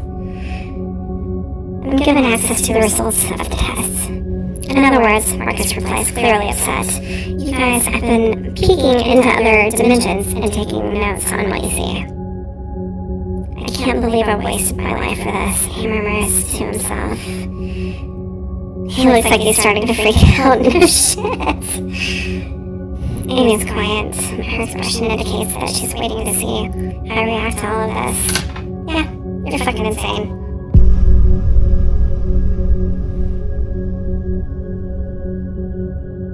Why do you think this place is such a secret? Amy asks. Why do you think it's so well hidden? She's right, Marcus says. There are things that take place here that make sci-fi movies look like a kid's TV show. I shake my head. It's then that I realize that it's not that I don't believe them. It's that I'm trying to make my hardest to convince myself that they're insane. Marcus, on the other hand, is incredulous. I don't want anything to do with this. All this time, I've been working for he laughs cruelly. And the sound of it makes my blood go cold for a moment. Just a single level beneath my feet. You assholes have been tearing apart space and time. When the elevator doors open, I can't get out fast enough. The tension is growing way too thick for my liking. Outside of the elevator, we step into what appears to be a massive industrial area. The carnage waiting for us is unlike anything I'd ever seen in the upper levels. See?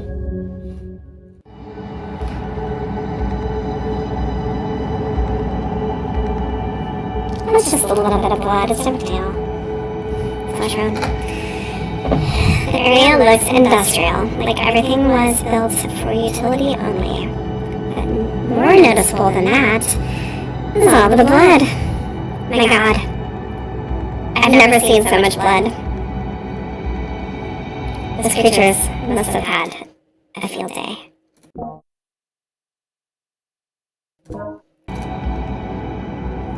Holy shit, Marcus says, looking like a man that just woke from a very bad dream. There were more personnel in this area when the experiment went haywire, Amy says. So the explanation makes it all better. The research you all do down here, it'd be worth this. We have to get moving, or we're gonna lose our nerve. Amy, let's focus. Barksdale, is in the hangar? If he's still alive, yes. That's where he'll be. Then let's hurry. As far as I can tell, Dennis is doing much better, but I'm beginning to grow tired of trying to keep my fear at bay. Between the blood on the floor, the silence of level 3, and Amy's talk of the lab rats, I'm getting freaked out. Alright. Amy, you take the lead. This is your fault, after all. Four of us start walking ahead, Amy's taking the lead. Stop walking. You can come to the remains of what looks to be 3 different people. It's hard to tell how many bodies there were because they have been torn to shreds and are distorted. 2 of the bodies look as if they had been fused together. Another man looks to have had his leg welded to the floor. Excellent. I can see this man's face. He died in an abject state of horror, his mouth wide open, in an internal scream. Yeah, we don't have time to investigate. Let's go. It's simply too much. Worse than that is the fact that we've just started our journey into level 3. If there is worse waiting up ahead, I don't think I'm going to be able to make it. Dennis steps up beside me, and when he speaks, his voice is soft and flat. What in the hell could do that to someone? The things I saw, Amy answers. They could do it pretty easily, I think. She looks pale, and I think she might pass out at any moment. Tears spill from her eyes, and she's visibly shaking. But she soldiers on, looking back to me and stepping to the side of the gruesome carnage. Her eyes again go to my rifle, but she doesn't look very hopeful. You good to go? She asks me. We need to move on, but for some reason, I can't take my eyes off the scene. My mind is reeling, trying to process it. Let's go. We leave the grisly site behind, moving into another equally destroyed area. From what I can tell, the next room was once an open area for experimentation. The place hasn't just been destroyed, it's been physically altered in a way that makes no sense. The girders look to have been warped, their materials distorted and twisted. To our right, a machine has been catapulted. It looks to have somehow merged with the wall, rather than crashing into it. Beyond these phenomena, there's the standard violence I was expecting to see. There's a limp arm sticking from underneath the wreckage, and more blood. I see no signs of an explosion, which makes me wonder just how this happened. Seeing the aftermath is sickening enough, but it makes me wonder if Amy saw it. Well, it was happening. Did you see how these people died? I only caught a glimpse of it, she says, taking a deep breath. I was closest to the exit, so I just started running. But it was like trying to focus your eye on something that was too close. People's bodies just started twisting and turning. And the thing that did this, it looked like she doesn't finish. She cut off by some sound echoing through the facility. Uh-oh.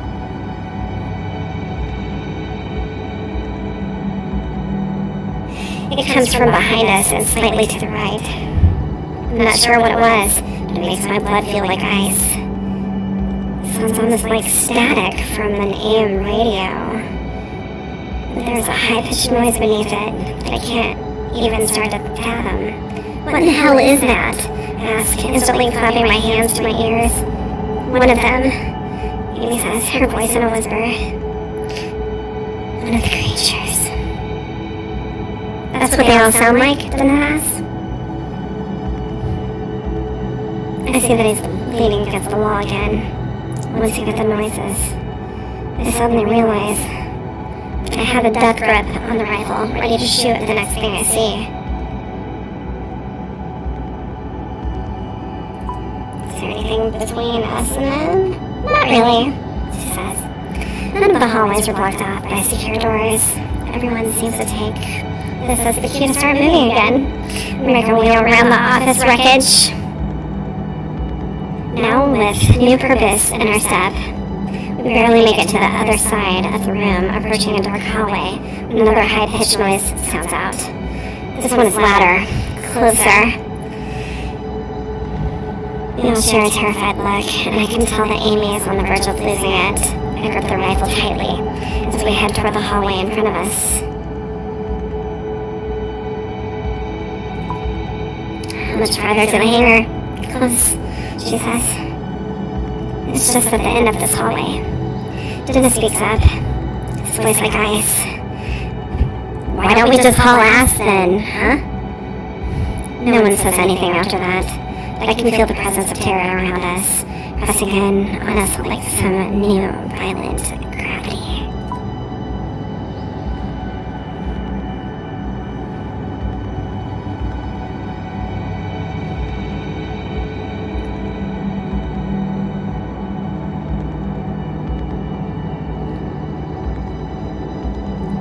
The small utility hallway is well lit. It looks as if it was designed to only be used by select maintenance workers. What goes on in this area? I ask. I'm looking at Marcus as I ask the question, but he only shrugs in response. She might know, he replies, pointing to Amy. I've never been down to her here before. It's just a utility hallway, Amy says. But at the end, there's a maintenance room. There should be a gun or two in there. Good. It's also the most direct path to the hangar entrance.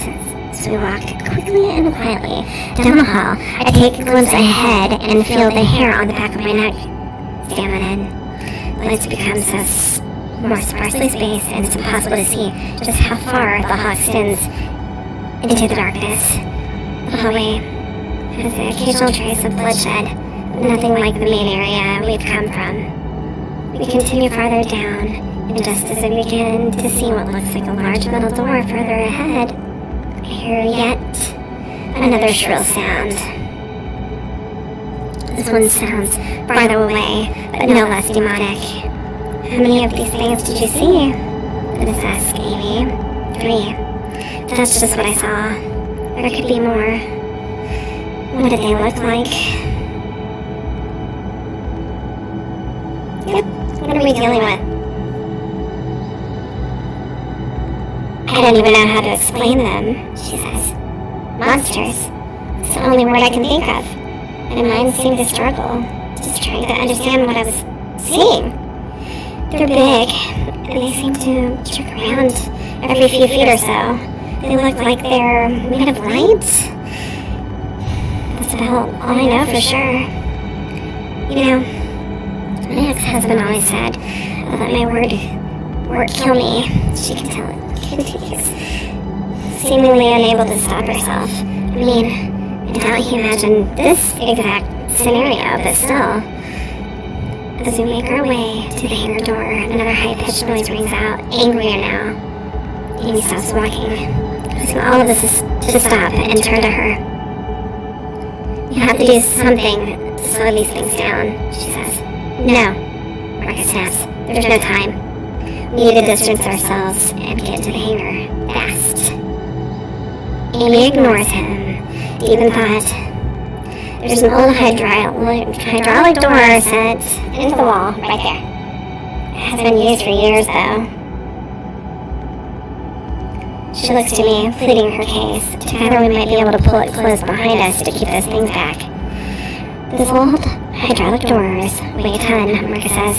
There's no way it'll work. Roger, Amy says. What do you think? I'll have a harder time getting to us if these doors are locked. Look, Marcus shouts, turning to me. We need to get to the hangar now. Let's keep moving.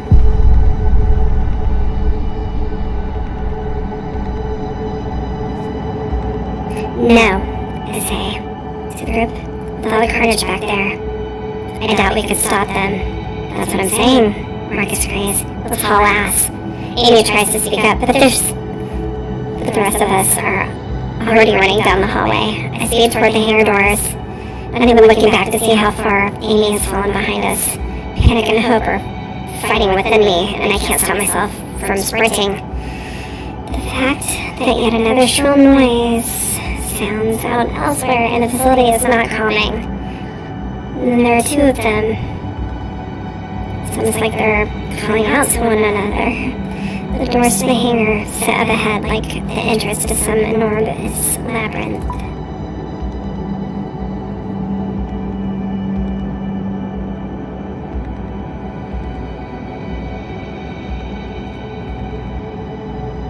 When we reach the hangar doors, I get a true sense of how impenetrable they are. The computer terminal is mounted to the wall nearby and has a blinking red light. Any idea what that means? It's an automatic lock. A failsafe from the lockdown, says Amy. I've never been down here before, Marcus says. If I had known this door was here, I would have opened it earlier. How? Amy asks. Fear in her voice is present more than ever. From the command center, he says. You need to override from there first, then use this terminal to open the hangar doors. The command center on the second floor? I ask. Yeah. Amy shakes her head and lets out a nervous laugh. Do you hear those things? She asks. There's no way in hell I'm going back toward them through that small hallway. If we want to get into the hangar, we have to get back to the command center, Marcus says. Is there another way? Turning to Marcus, Amy replies, well, there is another elevator. We'll need to go through biochem storage. I need to stay with Dennis so he can rest. I say, you two go. You know your way around this place. And you know the controls, Marcus. Fine, Marcus says. But we'll need to be armed. Giving Marcus the gun.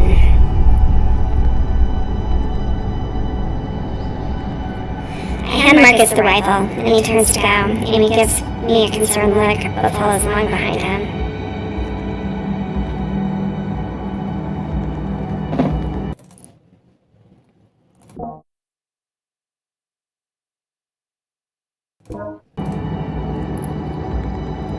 Once Amy and Marcus make it a good distance down the hallway, Dennis lets out a nervous laugh.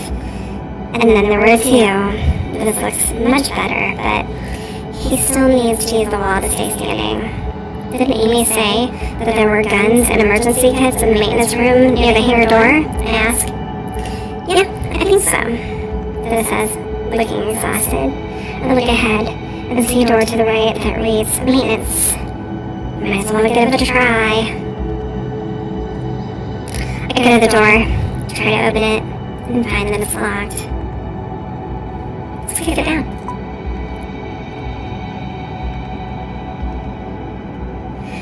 I give it a frustrated kick, but it doesn't budge. I'm about to try again, but that's when I hear the dry choking sound from just down the hallway. It's barely audible, but it is not my imagination. My first thought is that it's one of the things, one of the monsters.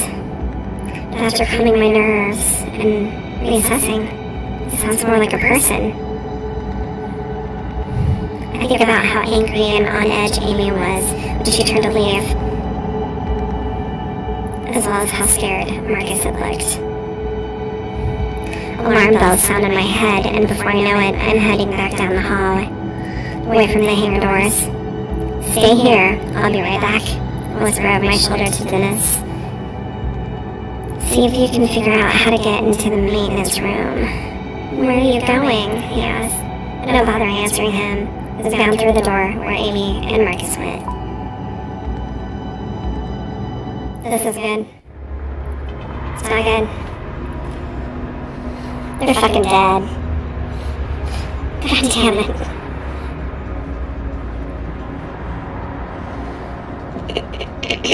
As I enter the biochem room and start walking between the massive silos, I wonder what classified chemicals could be inside them. I'm fully expecting one of Amy's creatures to come flying out from the intersection of the halls up ahead. I think you hear something. A skittering noise, like something moving quickly. Run ahead so fast, I almost trip over two people in a life or death struggle. My mind tries to process what I'm seeing, but it makes no sense. None at all. Marcus is on the floor, with Amy pinned beneath him. He has his rifle at her throat, pushing her down to the floor and choking her with it. Her face is turning purple, and her eyes look like they might pop out of her head. Marcus sees me coming out of the hallway, but acts as if He's doing perfectly normal. Marcus, what are you doing? Marcus says nothing. He looks up to me with a confused sort of hate in his eyes. Through Amy's choking and the ice-like gaze in Marcus's eyes, it's clear that he's not going to stop until Amy's dead. Part of me wonders if he expects me to just stand there and watch him. If I might want to kill her too. Let's stop him.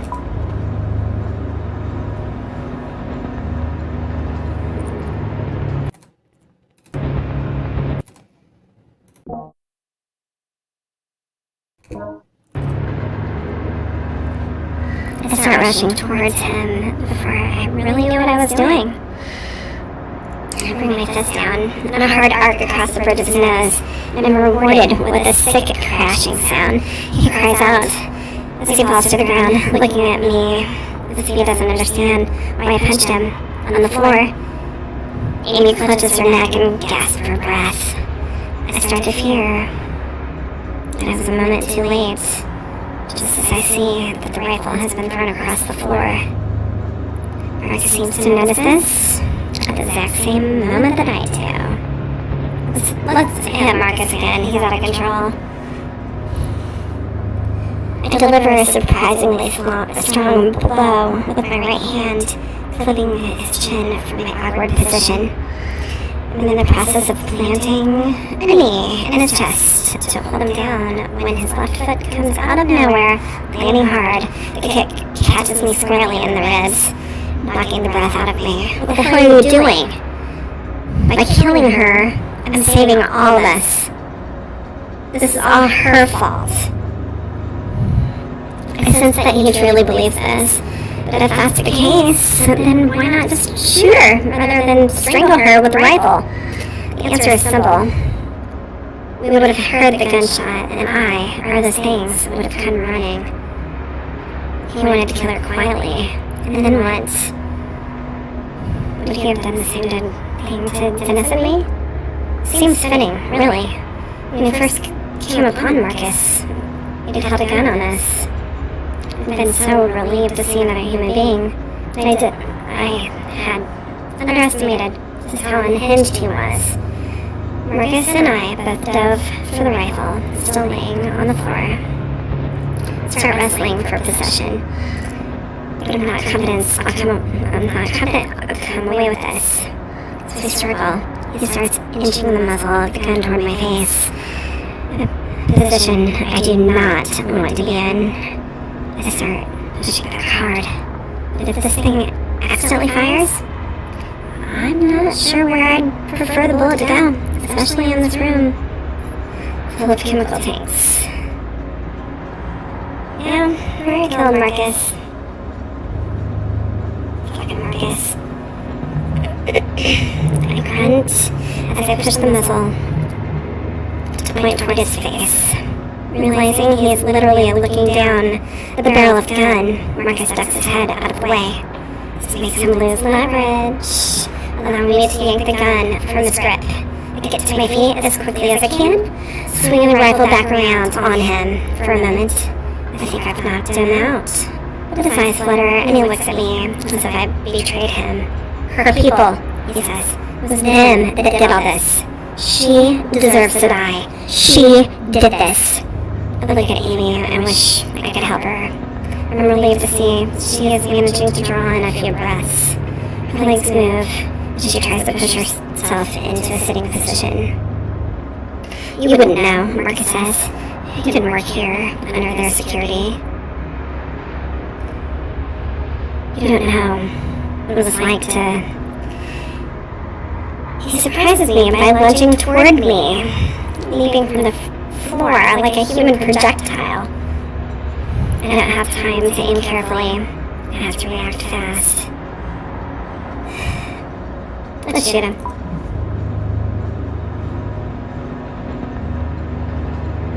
I react before thinking. My muscles take over and my finger squeezes the trigger. But the blast is deafening. As I watch Marcus fall to the floor, a terrifying thought races through my head. some of the things are here, and they didn't know where we were before, they sure as hell know now. Marcus falls to the floor, and I see right away that I shot him in the shoulder. His right arm dangles loosely, already covered in blood. He roars in pain on the floor, only after a few moments, I realize that they're not purely screams of pain. The bastard is calling for them, calling for those creatures to come for us. This place is evil, along with everyone involved. He wails from the floor. If you're taking her side, then you deserve to die, too. If you want to stop me, you'd better do it now, you coward.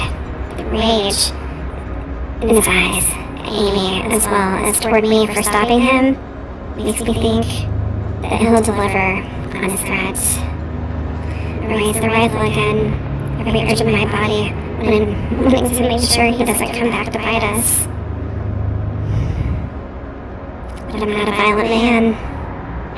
I could easily not kill him and just leave him behind. Nope. Kill Marcus.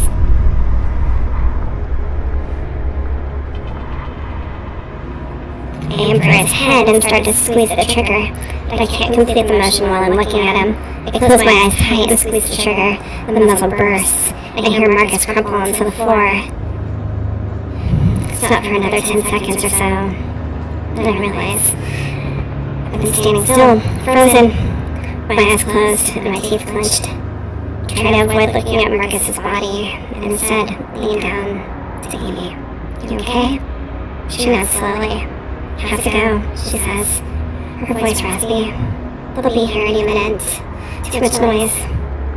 I have to hold her arms so she can get back to her feet. We start forward, and then I think of Dennis. We should go back to the hangar doors, I say. I can't just leave Dennis there. There's no time, Amy says. You need to come with me up to the command center, now. We'll be back for him soon. I stare at Marcus's dead body for a moment, trying to comprehend the fact that my own hands caused him to die. This is a turning point in my life that I will never come from. But sure, there's no time to wait now. As I look at him, another high-pitched static sound rings out from elsewhere. It's louder, more ferocious. Amy takes off, presumably toward the other elevator she mentioned moments ago. As we move out, look back once more at Marcus's body, motionless. We start running, and after the first few strides, another noise sounds out. It sounds mechanical, but at the same time, it also reminds me of the recordings I've heard of whale songs. I dare look behind us and see something has entered the doorway I came through. Whether pulling that hydraulic door would have helped, I'm not sure, but seeing how close they are, I regret not doing it. I speed up my step to follow Amy as she leads the way to the other elevator. She's panting furiously, but pushes on. I can hear something rattling in her breath, likely the result of Marcus's attack.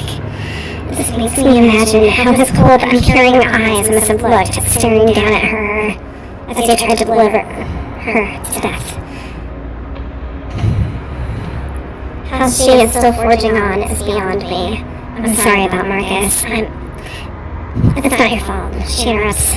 When you handed him the gun, you didn't know he was going to use it on me. I just hope we can find a way to survive this mess. Yeah, we're not going to say anything, because, seriously.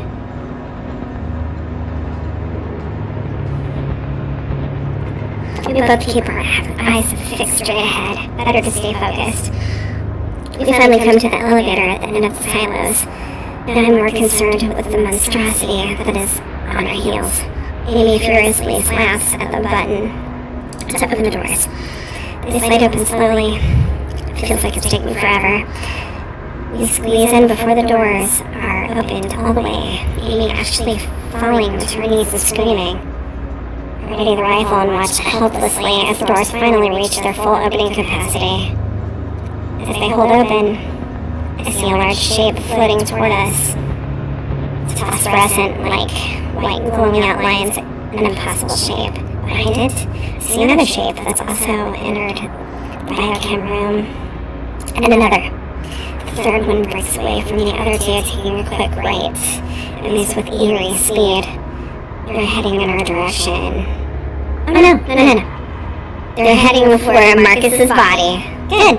Honestly, the thought of them feasting on his corpse doesn't bother me in the slightest. Amy's pressing the button to close the elevator doors over and over. They stay open for what seems like an eternity. Because whoever designed these damn doors. You're ready to shoot. You can't go anywhere, I figure. So no use in hiding. I take a step and stand in front of an elevator doorway. I hold the rifle steady, ready to fire, and that's when I see them in a clear light for the first time.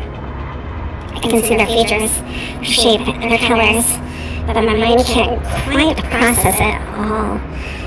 Nothing about them makes any sense. My eyes try to see squid, but that's not what these things are. They're gray and white, and seem to be nothing more than squirming lights. Their appendages are neither legs nor tentacles, but somewhere in between. They don't walk on these appendages, but use them to glide. They move like ghosts and seem to jerk every few feet or so. And I'm pretty sure this jerking effect is not a result of their moving, but my mind's inability to understand how they are moving exactly. It's also more than their appearance that makes a mockery of reality. Light around them seems to bend inward, as if space within the room has to reshape itself for their existence. That peculiar effect on the air makes their movement seem like something moving underwater, only faster. They screech in unison as they rush towards the elevator. They'll be inside here in another few seconds. I detect the rifle and see that my ammo is diminishing. I have to start saving my shots. Gonna have to be choosy. Okay, we don't know what shooting them will do, so we're not gonna shoot.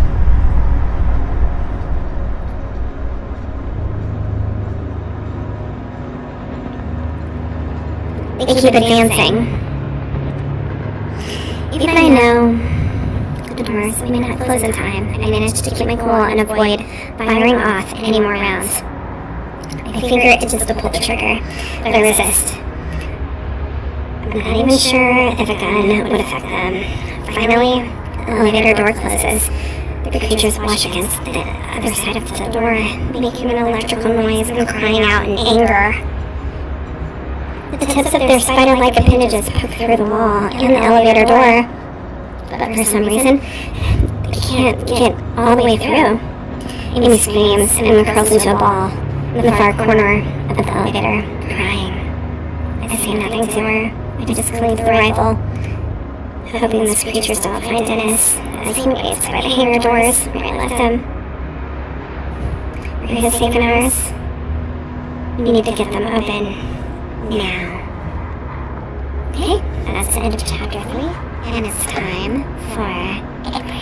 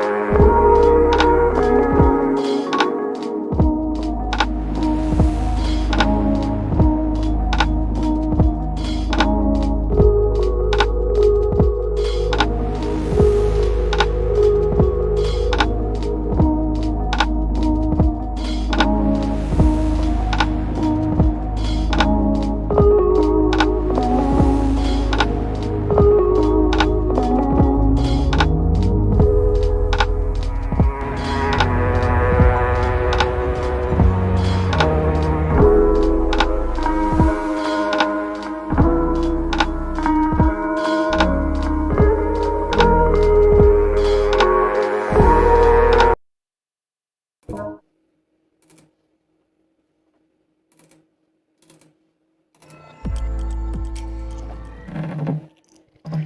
we're back. Let's see how we did.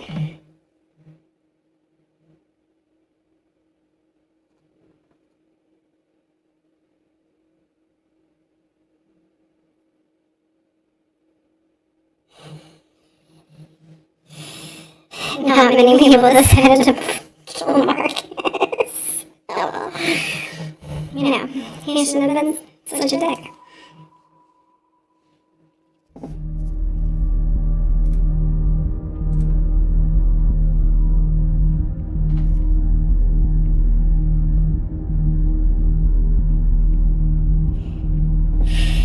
The ride up the elevator is tense. You think? I take a series of deep breaths, doing everything I can to stay in control. Amy's gotten back to her feet, but her head is pressed against the elevator wall as she suppresses a series of sobs.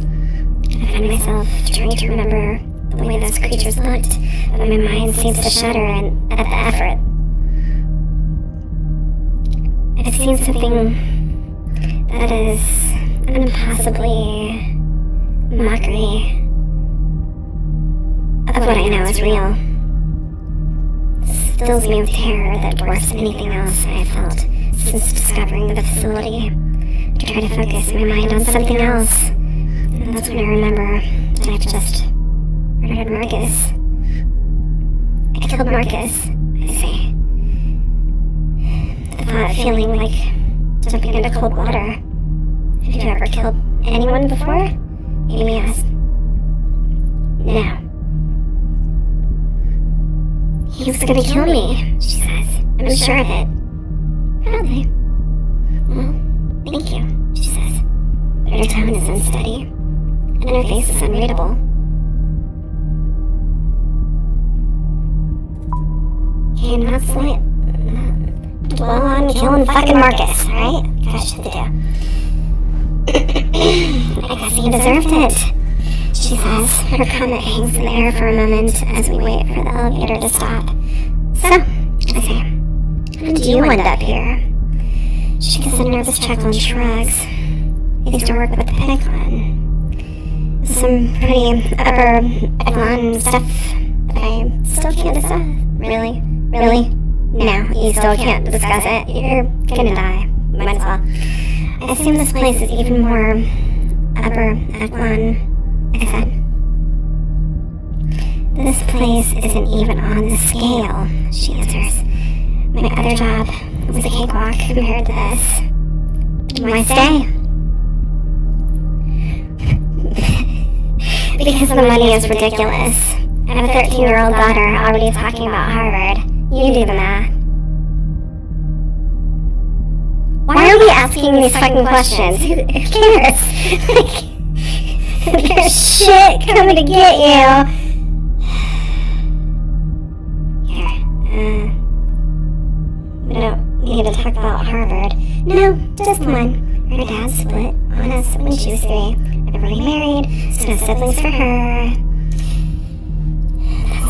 So sad. Let's talk about that for a minute. I may have only gotten one, but the one I got is amazing. Amy pauses before continuing softly. What if I never see... Her voice breaks off. The words too terrible to say. Her eyes fill with tears. The elevator comes to a stop. The slight ding of it interrupting the moment. Fucking good! Amy, get it together. Amy hastily wipes her eyes. We waste no time in getting back inside the command center. You're all gonna die, all of you.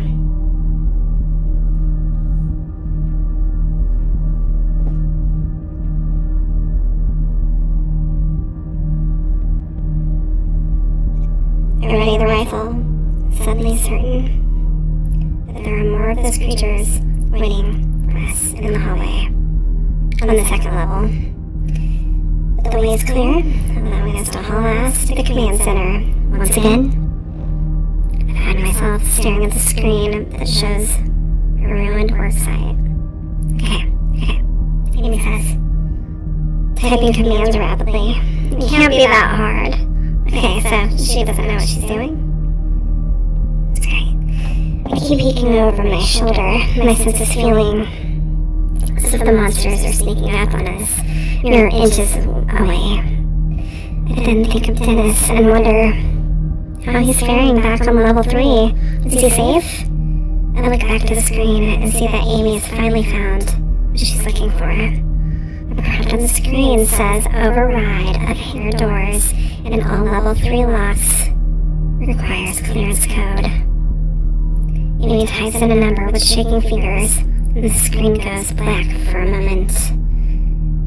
The moment the words override confirmed come up on the screen, Amy jumps up from the chair and heads out of the room. We have to be quick, she says. We have exactly 20 minutes to open those hangar doors. Let's get moving. I follow her out of the command center and back down the hallway toward the same elevator that brought us here. Amy punches the elevator button, and the doors slide open. We're taking the same elevator back to the biochem room. I ask. These creatures are still down there. There are even more the other direction, remember? Hopefully, they've left. Yeah, hopefully. Neither of us say anything else as we share a look of immense dread. We step back onto the elevator and head back down to the biochem room on level 3.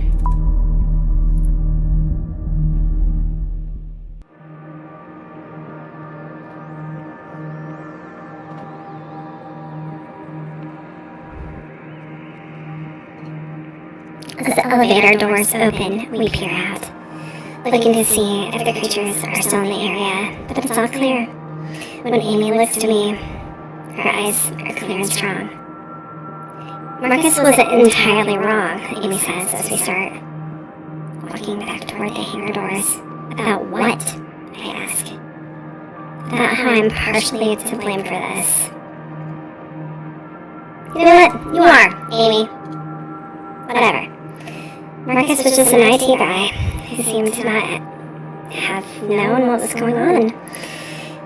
I think to myself, Amy has had at least some knowledge. Does anybody else hear that noise? You know, in the game? Yeah. It's a secret government facility, hidden from the tax-paying public. I say, doing crazy, dangerous stuff. So yeah, you're partially to blame by just working here. She closes her eyes and presses her temples as I say this. Now that we have a moment, I say, can you at least tell me a bit more about what is going on here?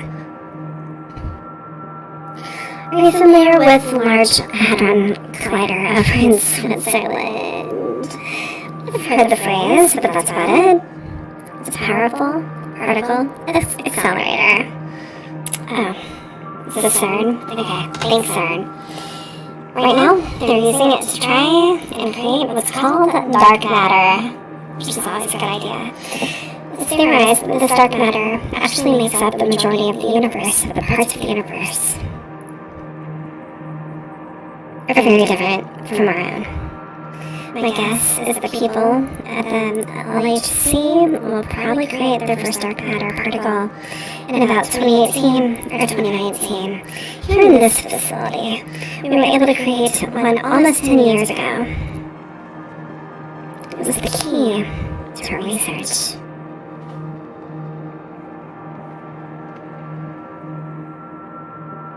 Okay, obviously it has something to do with the creatures, okay?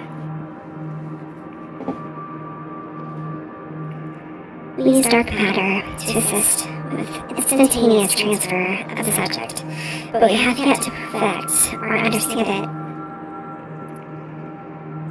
So you're saying it lets you gain access to different dimensions. That's the theory. During the point-to-point transfer, the subjects are gone for about 3 to 6 seconds. There's no way to see or measure their presence, but they exist somewhere. From what we can tell, they exist in a kind of void. We don't care if they've done it with people, okay? We don't know. There may be an infinite number of voids or spaces. Some of them appear to just be nothingness, a vacuum or exotic matter. Talking about places we can only measure with instruments. What does that mean? Do you know what these places look like? No. It means in order to describe it to you, you'd have to be a mathematician, and I'd have to walk you through reams of data and equations. So even though we can describe them, we're still a long way from figuring out what these places look like. Sorry I asked. As we continue to walk between the silos, we walk past the area where we left Marcus's body. Barely even glance at his body, still unable to believe I was responsible for killing him. I also don't want to look at the additional damage the monsters caused. Pool of blood and mangled clothes. All I can see, the corner of my eye.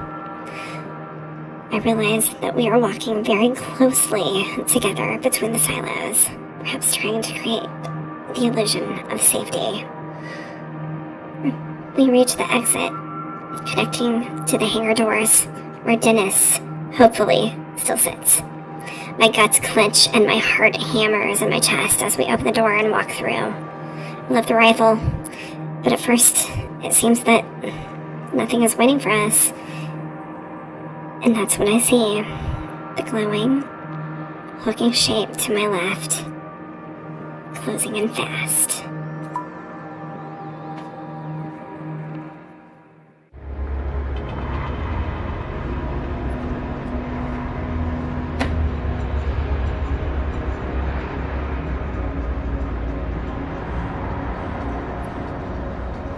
The creature is about 10 feet away and coming in quickly. So I do the first thing that comes to mind. I drop to the ground, making myself smaller, and raise the rifle. I'm not sure if I should just unload on the bastard, or try to be choosy with my shots and weaken it, or at least slow it down. Nope, I'm killing it. The beast is less than a foot away from me when I start firing rapidly. I'm not sure which is louder, the gunshot or the high-pitched screeching as the creature staggers. Okay, so we can hurt it. Good. With that, it seems to turn and jerk, parts of it appearing and disappearing every few feet. It moves down the hall and out of sight. Apparently, even several rounds of bullets are only enough to slow these things down. I look quickly around for others, but there's only Amy. She looks at where the monster went with wide eyes. Her face is pale, and I wonder if, like me, she's able to feel her mind, trying to retreat. Let's go! Come on, I say. Let's find Dennis and get through these hangar doors. Amy glances at her watch and nods. We're already down to 6 minutes. Okay, and we don't know what happens in six minutes. We didn't ask that. We turn towards the hangar doors, and I'm a little disgusted with myself because the bloody scene that so shocked me before now seems mild. Amy goes to work on the computer console on the side of the doors. She starts punching in keys before saying, "This is gonna take some time." I thought you already unlocked it. I did. But for this door, there's still security permissions I need to hack. Marcus would have known how to do this. She trails off, and I decide to let her work. Suddenly, something slams into me. I feel my feet leave the floor, and I'm literally thrown across the concrete. I look up in time to see one of the creatures. It shots apparently, and now Hurdy attacked me again, focusing on Amy instead. She's not armed. I need to come up with a plan to get this thing away from her so we can focus on getting the door open. The rays of one of its flickering appendages, making me certain that part of its makeup is pure light and energy. I could easily take a shot with my rifle, but my mind goes to how much remaining ammo I have. The only other thing I can think of is to get it to chase me and lead it away from this room somewhere. Okay, well, we probably don't have a lot of ammo left.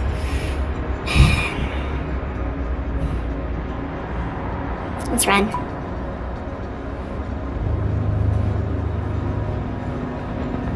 Hey, Leo. Right here, come get me. I'm the one who shot your buddy. Yeah, shit talking. It turns to me. I'm again faced with staring at something has no business in this world, in this reality. Its body gives off sort of a glow around the central part. A bulbous core that is branched off into two humps. Very much like a spider. Ugh, okay, we should have shot it. Spiders. Again, I sense that this visual information is not accurate, but it's the best my simple mind can do to make sense of this impossible creature. It starts lurching toward me and lets out a shriek of agony that makes my ears feel like they'll explode.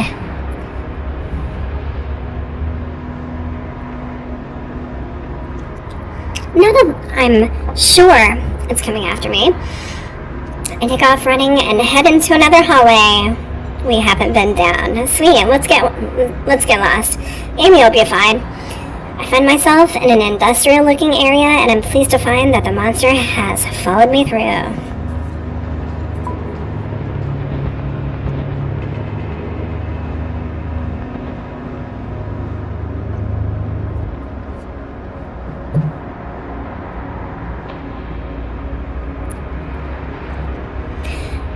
The room seems to be an assortment of old pipes and tanks.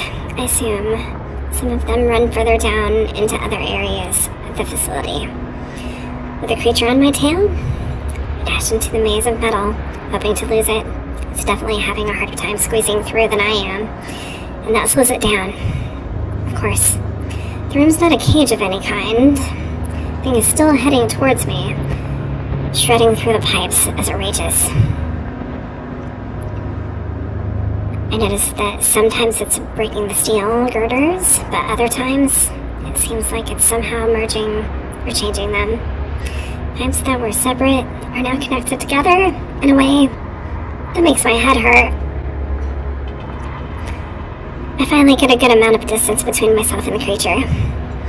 I think it's lost my trail. I need to get back to those hangar doors. There's not much time before they close shut. But if I make a sound, that creature can be on my heels again.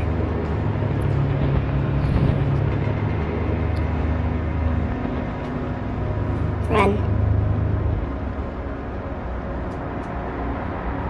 There's no time. I think to myself, I need to get moving. With no care of staying silent, I twist myself through some more pipes and make my way back toward the doors I entered through. Immediately, the creature picks up on this and turns towards me. I don't even look back. I slide through this rusted obstacle course and sprint back to the hangar door. Watch Amy be gone, the doors be shut.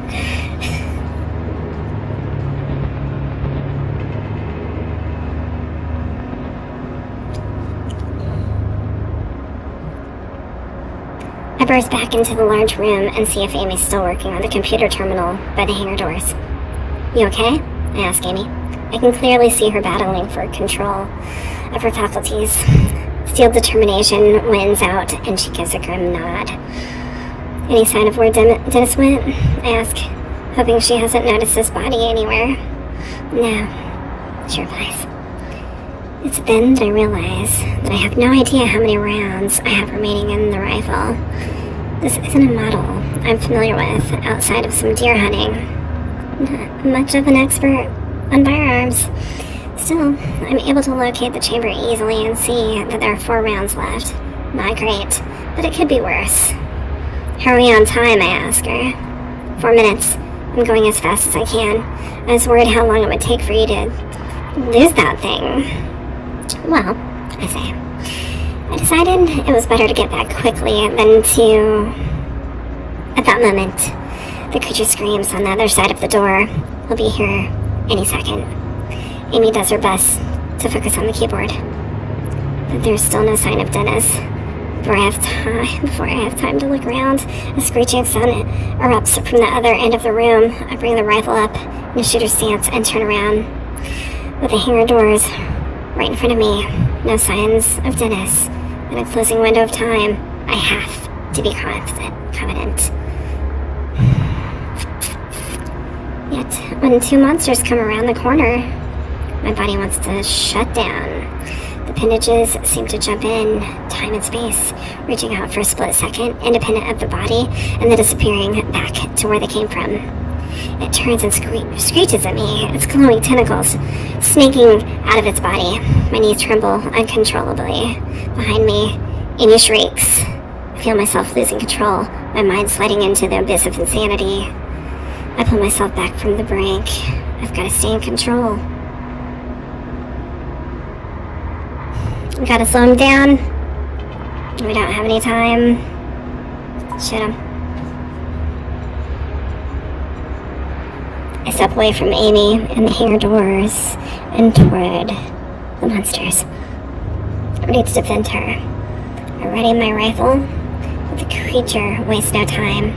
It makes that jerky motion towards me, and there's a sharp pain in my chest as it collides with me.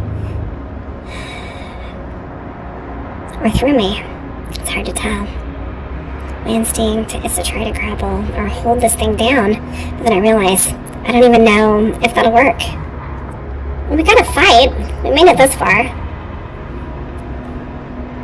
I try to grapple with the creature, but it feels very different from my struggle with Marcus earlier. It's not easily grabbed. My fingers slide through parts of it. Some parts look like a ghost, others like a jellyfish. Touching it burns my hands, but only slightly. When I realize I can't grip it, quickly spring away and turn to face it. With a scream of defiance, I raise the rifle and put a round in its core. The shot lands dead center, and the light inside flickers almost violently. It falls back against the wall, issuing a hiss of its telltale static noise. It then jerks away and retreats, at least for now. Another terror appears, as if out of nowhere, screaming at me with this high-pitched whine. It bounds forward, charging in its strange, spastic way. I aim the rifle, intending to take this one in the core too. I take several shots, but it's coming at me. As it slams into me, I realize I only have one bullet left. On contact, the wind is knocked out of my lungs, and the back of my head strikes the floor. But neither of these things is as alarming as the fact that the beast is on top of me. Its exterior is like a seashell that has been pounded by the surf for so long that it has lost all edges and ridges. But the grip it tries to capture with is pure violence. I feel this light-soaked appendages start to wrap around me. I raise the rifle, knowing I still have one shot left. The weight of the monster is erratic. One moment I feel weightless, another I feel like I'm going to be crushed.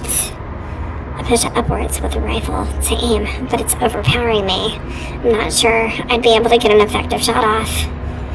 I see the core of its body, a spider-like shape, connected to the rest of it by thin, white strings of tissue. I know I'll be dead within seconds unless I can manage a shot, but I don't know where to aim. This thing has already survived for so long. Gotta get the core. The creature is seconds away from tearing into my shoulder. I have to stop it now. I grunt as I try to angle the rifle in the direction of the beast's formless core. The appendages begin tugging down on the barrel.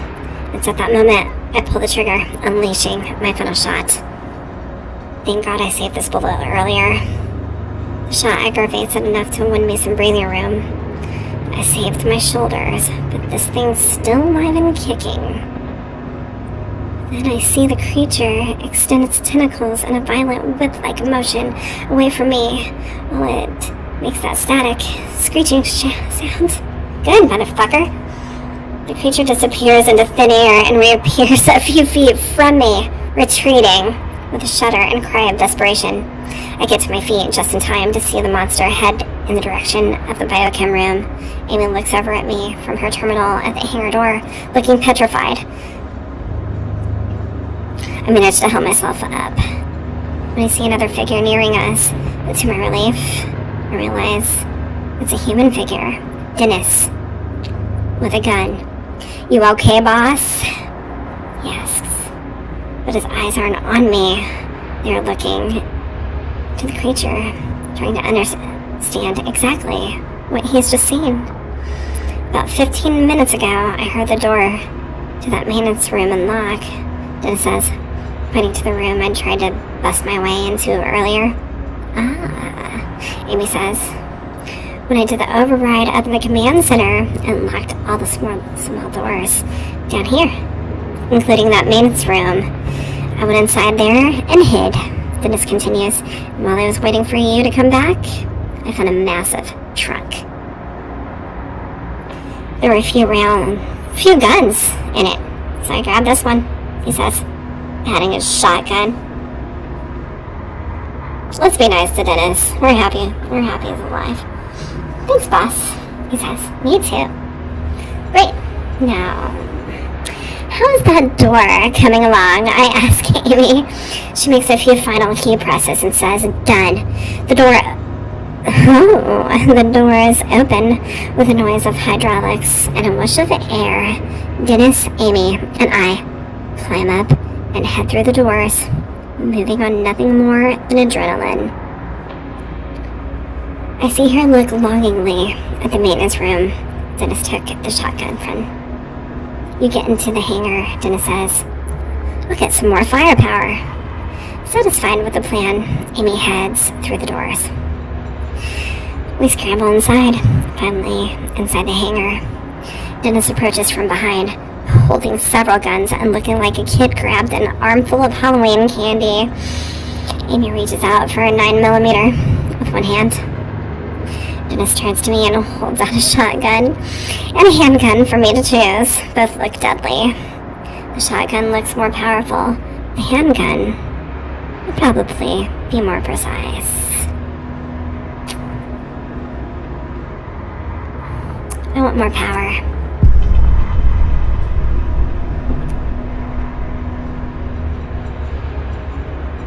I take the shotgun, surprised at how heavy it feels, but almost invigorated by its weight. There are more creatures coming, as many as a dozen. They're floating down the hall quickly, their tentacles slithering. The way their light seems to mingle together is almost beautiful. "Close the door!" I yell at Amy. She dashes to another terminal mounted on the inside of the hangar doors and tries desperately to close them. "It's not working," she says, with tears in her eyes. "This terminal is disabled." Dennis looks through the open doors, readying himself to shoot the first monster that nears us. "Should we try to slow a few down, or just run for it?" he asks. "Fire away." I put my shotgun and fire in the creature's general direction. No need to be picky. Dennis fires a shot into the approaching swarm, and they scatter instantaneously. "Just to give them something to think about," he says smugly. With that, we turn around and sprint out onto the hangar floor.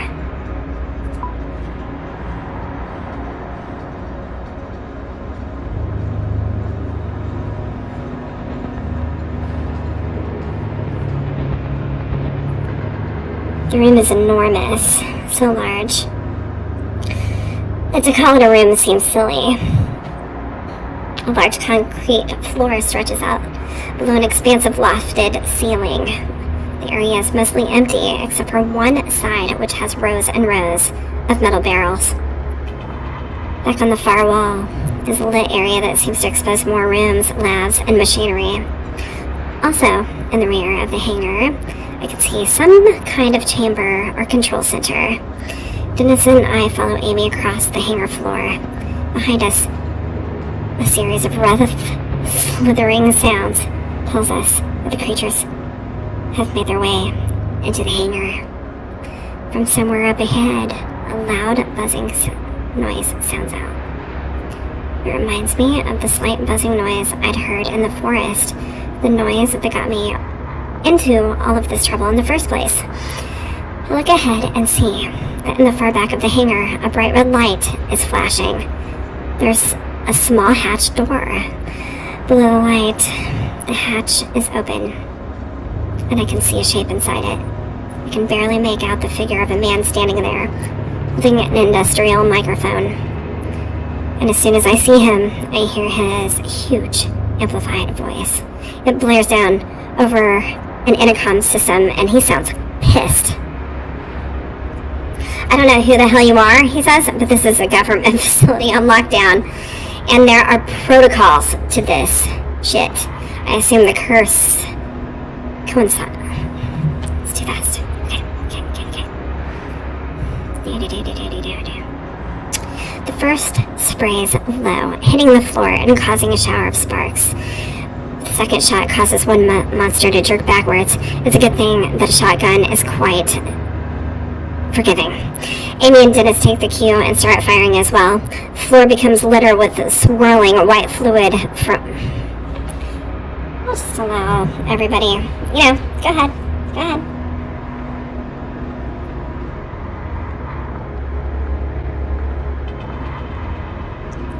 Alright, so we're going toward the isolation chamber. Alright.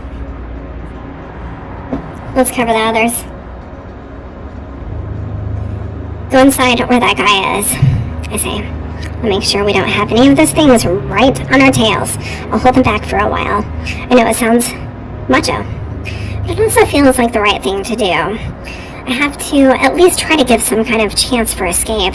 So as Amy and Dennis run through the doors, I blast. The next thing I see moving, all I get from my troubles is that setup like hiss and high-pitched whistling noise.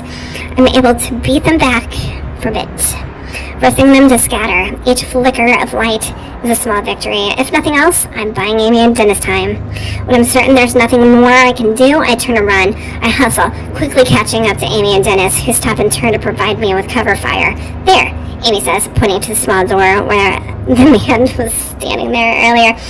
The swarm is less than 15 feet away now, so furious that they are pushing through one another to get us. I fire, still not quite used to the kick of the shotgun. I aim for the core of one, but the shot hits low. Still, it knocks the bastard back, giving me time to readjust. We're in the middle of the hangar floor now. The isolation chamber ahead, and the monsters behind me. Oh, no. Beside me, Dennis also fires. The kick of the gun jolts him, probably a result of being weakened from the blood loss. His shot lands true, though causing a jerking stumble and a flickering of its light. We're almost in, Amy yells as we get close to the door. We hope will save us. Let's go. I waste no time heading for the room. I basically leap toward the door, already feeling a little more secure. I nearly shout for joy when I reach the frame. Then feel something hot seep into my back. Roger! Dennis yells. The pain on my back is so immense that I barely notice the fact that I'm being lifted from the floor. I look down and see that one of the creatures is using its flowing arms to grab me by my waist, its tentacles wrapping around me. It lifts into the air as if presenting me as a trophy to its friends. I can't angle the shotgun to fire off a round, so I bring the stock of it back to the monster's translucent, smooth body. It's like striking at a fog. My attack has very little effect. As it continues to hoist me up, screeching its approval, Dennis comes back out of the room and fires off a shot. The bullet catches the monster on the underside of its core, sending it backwards and causing it to freeze for a moment. It releases me, and I hit the ground, dropping my gun again, finding myself unable to breathe. I feel slightly dizzy. That fades when I see Dennis is still standing outside the door. He's firing into the beast like a madman and doesn't see one to his left coming in along the edge of the wall. Push him out of the way. I try to dash towards Dennis to push him out of the way, but there's not enough time. The creature jerks out of existence and reappears right behind him. By the time Dennis turns and sees the creature coming, it's already drawn several of its appendages back to strike. Dennis tries to raise his gun, but it's knocked away by one of the tentacles. A second tentacle strikes, and Dennis is spun around and thrown off balance by the attack. Dennis catches himself before falling. A third tentacle wraps around Dennis's forearm, and I can see it squeeze, tightening instantly. The tip of the appendage passes clean through his hand, its blood-soaked tip poking out through his palm. Dennis's face grimaces with pain as he tries to wrench his arm free, but the creature's tentacle has his hand speared like a nail through wood. In a moment of dark clarity, I realize that I can free him with a clean shot at the monster's tentacle, but it'll likely mean blowing Dennis's hands off. Dennis! I yell over the creature's high-pitched static sound. Can you get free? I have a shot, maybe. No. Dennis gasps as the creature tosses him around by his hand like a puppet. Don't shoot. I can get free. I can't tell if he's right. The other monsters are starting to encircle him. I need to act fast. Sorry, Dennis. We're shooting your hand off.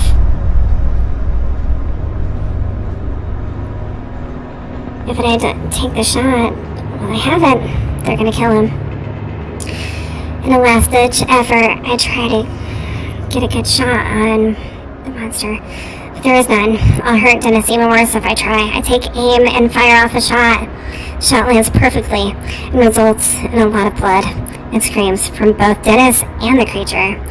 Dennis's hand disappears into a spray of red, and the monster's appendage simply fades away. It literally seems to wink out of existence. Fucking good! The creature screeches while Dennis hits the floor, wailing in pain. The reality of what I've done sets in and nearly paralyzes me. Get him, Amy says. I'll cover you. I nod, still reeling from the sight of what I've just done to Dennis. I stumble out of the door. Amy is true to her word. She fires off a few rounds into the approaching monsters. As I make it to Dennis, I grab a hold of him with my good arm. I drag him backwards as fast as I can, nearly falling down in the process. When I reach the doorway, Amy reaches down and helps me drag his body the final few feet into the room. She manages to pull off another shot, and when I look to see what she's hit, I see another dozen or so of monsters. Dennis is writhing in pain when he looks up to me. He's sneering, "You crazy asshole!" He screams. He shudders violently, sweat and tears coursing down his pale face. Amy slams the door behind us. Finally, we're inside the room, hopefully safe within what looks to be an isolation chamber of sorts. Along the frame, a little electrical lock beeps as the door is secured. And that's the end of Chapter 4. And we are going to take a short break.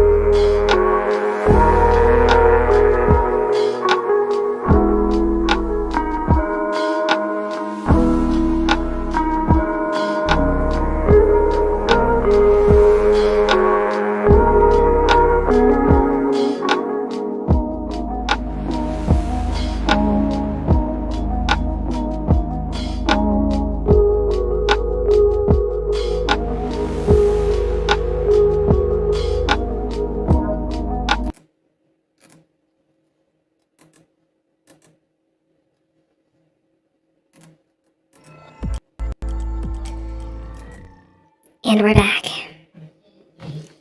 Let's see what we did.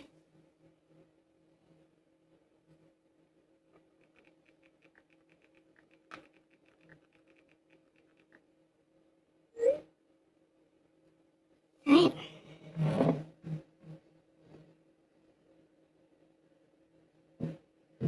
Sorry, Dennis.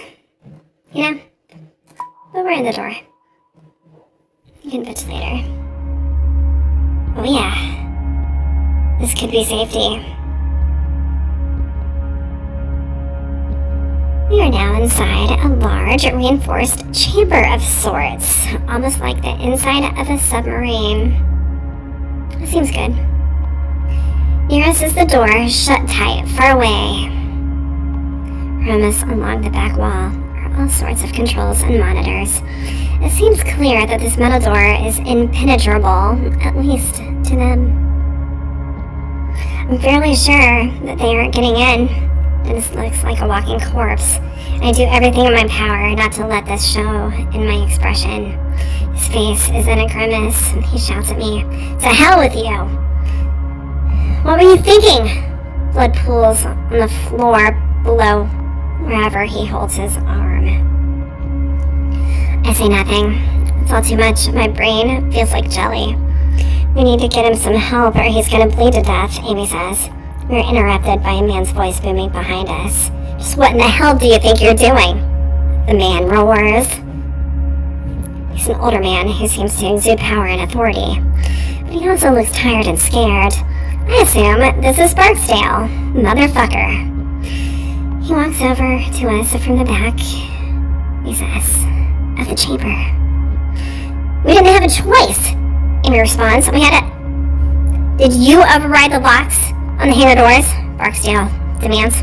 Yes, I did, but we had to. Do you have any idea what you could have done? Amy doesn't answer right away. She's furious.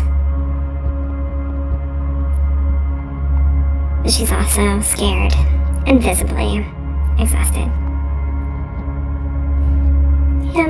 I don't think we need to talk about it anymore. It's all a bunch of bullshit. Look, Barksdale, she says. You can berate me and lecture me all you want when this mess is over. But right now, I have a wounded civilian here, and as you can see, several entities trying to get into this room. So, if you could actually do something, instead of sitting on your throne and yelling at me, that would be great.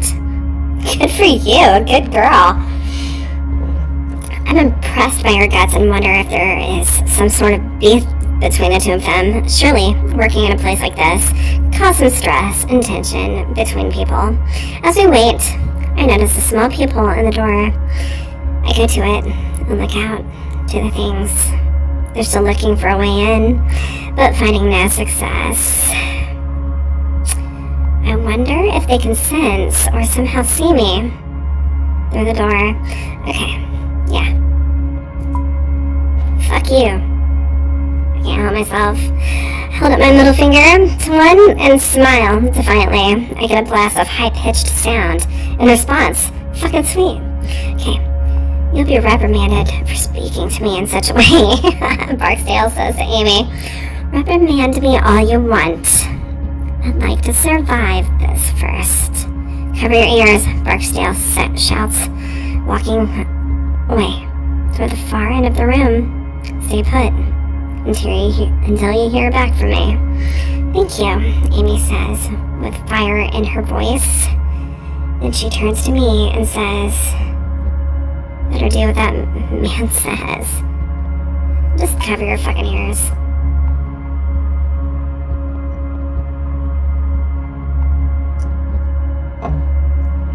I clap my hands over my ears just in time to protect them from hearing a deafening blast. I'm still bleeding, and the sudden movement to cover my ears makes me feel dizzy. Dennis clumsily covers one ear. Oh shit. With his hand. And one ear with his bandaged arm. When I see the shape he's in, I get myself in check. Compared to Dennis, I'm in tip-top shape. I did that. I took the shot that took his hand off. I need to make all of that mean something. More bursts Loud explosive noises start ringing out. Looking through the peephole, I see the core of one of the beasts explode. It vanishes in a puff of smoke and clear liquid. Looking to my left, I see Barksdale in his shooting stance at the far side of the room. He's firing through a small slit in the wall. He's using some high-powered weapon, the likes of which I've never seen. I see a slight movement as the gun kicks, accompanied by a flicker of white light. Immediately, another monster is downed, its tentacles flailing around aimlessly as most of its core is torn through. I instantly feel gratitude and an immense satisfaction in knowing that they're being picked off in such a way. Let's rest. We've had a day. I slide down against the door and simply wait, listening to the occasional patter of what I assume is their blood on the wall. I don't know how much time passes, maybe 5 seconds, maybe 5 minutes, and I don't care. It feels nice to lay down. When the firing is over, I barely even notice it. Soon after, Barksdale walks back over to our side of the room. We're all gone, Barksdale says, and I have resealed the hangar doors. How'd you kill them like that? I asked. Classified weapons, that. Quite frankly, you have no business being near. What a dick. Amy gets to her feet and returns to the panel on the wall. Thanks. How badly are the civilians hurt? Barksdale asks. One is in very bad shape, Amy says. He's lost a hand and a lot of blood. The other is not too bad. I see a laceration on his back, and that's about it. Okay, I'll have Strickland get him a med kit. Strickland survived? Amy asks, sounding cheerful. Yes. Until you and your friend showed up, I thought we were the only ones. Hang tight, she's on her way. That said, he retreats to the back of the room as if he can't stand to be around us. Amy approaches me and looks me over. You're in good hands. Strickland will be able to fix you up. Is she a doctor or something? Sort of. She's a physicist. But oddly enough, she spent time as a trauma nurse in the army. Is Strickland a friend of yours? Amy chuckles. Yeah, we've known each other for a while. The only woman in a sea of overachieving men. I'm not sure why that's necessary to say, but okay. Okay, well, yeah, we know Barksdale sounds like a prick, because he is a prick. We usually have lunch together, she says, and she's helped me out in a few tight spots in my career. Within a few seconds, the door behind us opens and a woman appears from back further in the chamber. She enters the room with what looks like a small suitcase. She's dressed in a very basic and drab military getup, complete with a holstered sidearm. Sweet. My name is Connie Strickland, she says. I can patch you guys up pretty well, but it's going to hurt. She looks closely at Dennis, looking him over with precise care and attention. You're not in the best shape. He responds in a grunt. Seriously, I can fix you up, but only temporarily. You need intensive care for the arm. First things first, though.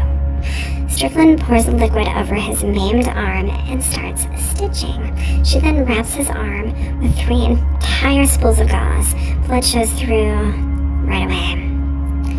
That's the best I can do for now, she tells him, giving him a sympathetic frown. I could care less, Dennis mutters. I'm a cripple. Do whatever you want. As though it matters. Strickland then looks to me. Sit down. Let's see if we can get shirt off, she says. I sit down slowly and start unbuttoning my shirt. She has to help me slip it off of my shoulders, but we manage. How bad is it? It's bad. It's almost like a burn. I've seen much worse. Your friend here, for example? I might as well talk to Strickland. If only to distract me from the pain. Oh, God. Okay. What's your story? Girl? Strickland rolls her eyes as she gathers up a needle and some thread. I was always into French science. I started in labs where these eccentric Russian scientists were being funded by the US to work on combining DNA types. I soon became obsessed with perfecting human physiology when I was a trauma nurse in the Army. You were a mad scientist then, I say. I get a lot of that, but no. Not compared to the stuff we do here. I don't even want to know. You sound like my mother, Strickland says. She wants to make sure I'm safe and cared for. She knows my job is sort of dangerous, but of course I can't tell her any details, so she just worries. Any other family? I ask. No, she says, as she works on me. I'm a workaholic, no husband, no kids. It's always just been my job. And until about a month ago, I loved it. What happened a month ago? That's when the teams here stumbled onto what they thought was a big discovery. Well, I mean, it was. Yeah, just not the best. Amy says, answering for Strickland. Yeah, Strickland says, that big discovery resulted in 20-hour workdays. I've been sleeping in my office for about a week now. When you guys ran in here, she says, I was horrified. The sparrows outside, I'm not sure if you saw them. Well, if you shot them, it could have been bad. Why? The gray ones are filled with an experimental fuel that is highly flammable. The yellow ones contain liquid nitrogen. What? Just laying around? Well, this area is the safest in the building, the most secure. Well, it used to be, anyway.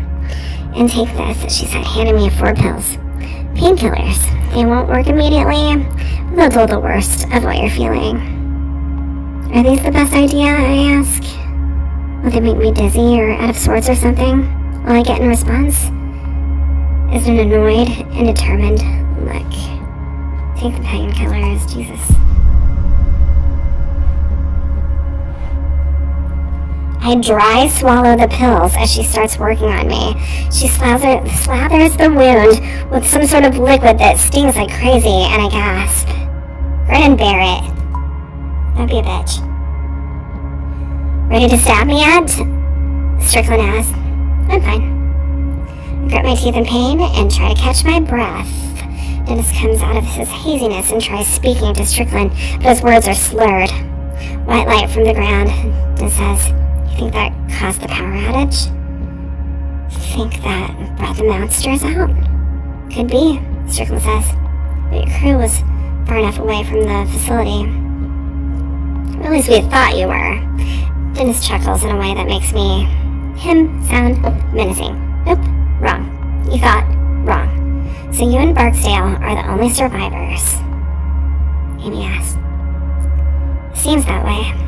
Those that didn't disappear into thin air were killed by those things, Strickland says, nodding to the secured door.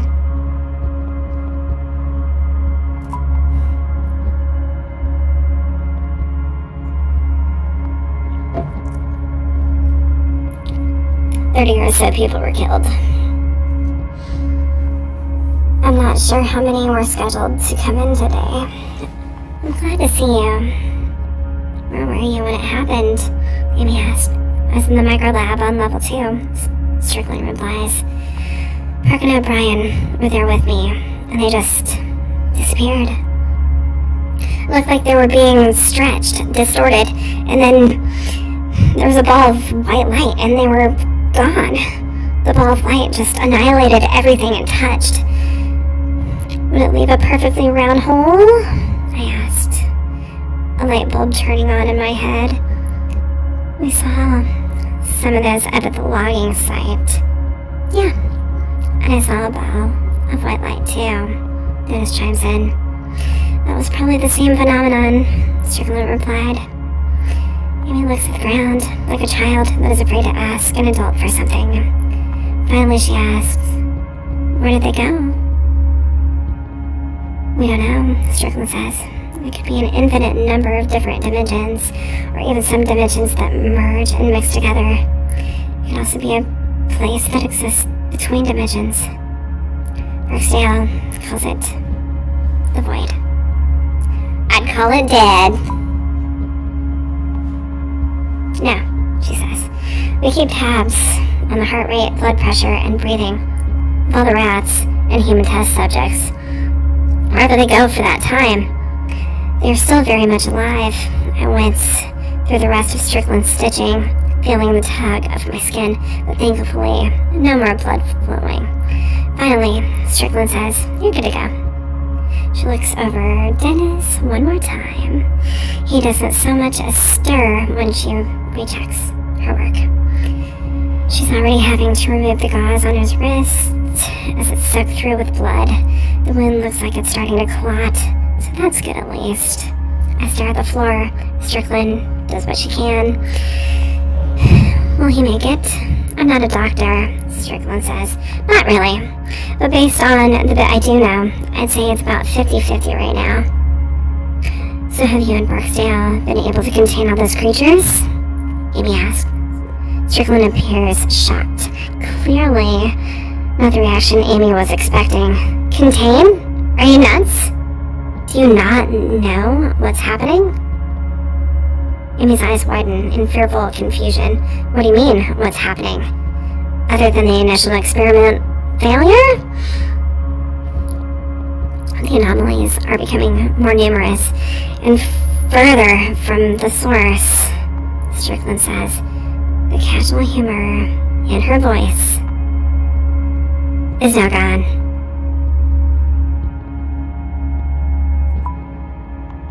Uh-oh. From the location of the original experiment, she says. The experiment caused the first doorway to open, but it set off a chain reaction. They were gaining momentum along the It's these pockets of exotic matter and negative energy that are letting those things in. What the hell does that mean? Nothing good, Dennis. Nothing good. It means, Amy chimes in, that those doorways and monsters are starting to appear all over the facility. Maybe even the surface. Well, that's good. Oh well. Not yet, luckily, Strickland says. But the doorway will start appearing on the surface, and it won't stop there. The anomalies, which could extend infinitely, as far as we know, those entities will appear on the surface in other states, other countries. Holy shit! You mean the world is going to be overrun? The horror of the past few hours has made me ready to believe anything, but this is almost too much. Unfortunately, yeah. My God, Amy says, stepping away. Is there anything we can do? There is a last resort, Strickland says, her eyes darting over to Barksdale at the back of the room. There's an emergency failsafe switch. What? Amy says. I've never heard of this. Where? You weren't cleared for it, Strickland replies. And that switch, Amy says, is a way to stop this? Yes, Strickland says, seeming uneasy with the conversation. Well, why don't you push the fucking button, bitch? Well, there's two problems with hitting it. The switch is our eraser. It destroys the entire facility and terminates any systems or experiments that are being conducted. It's also an emergency shutdown for interdimensional travel. It's an event horizon around the facility. That's not good. What the hell is that? I ask. It's the perimeter of a black hole, she replies, the boundary inside which nothing can escape, not even light. So the first problem is we'd all be killed, sucked into a black hole before we'd even have time to evacuate. The second reason, Strickland whispers, something quiet. Is that Barksdale won't allow it. What? Amy gasps. Why not? He wants to allow those things to flood the surface. Thousands of millions will die. Strickland puts her hand up, silencing Amy.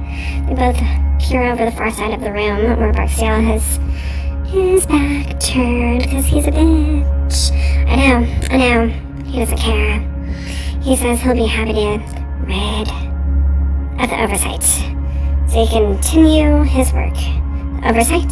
Amy almost screams, regaining control of her voice when Strickland gives her another look of warning. You mean our government? I ask. He's worried this could disrupt, even topple our government, and he doesn't care. Strickland sighs. Barksdale is, well, he's off the range right now. He's gone rogue. And he's armed. This comment makes me look toward the shotgun I brought in with me. Let's kill him too. Let's kill him.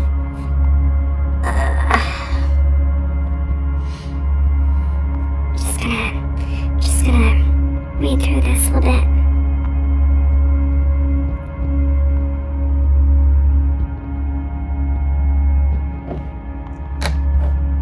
Oh, we're gonna lie. Yeah, monsters killed him.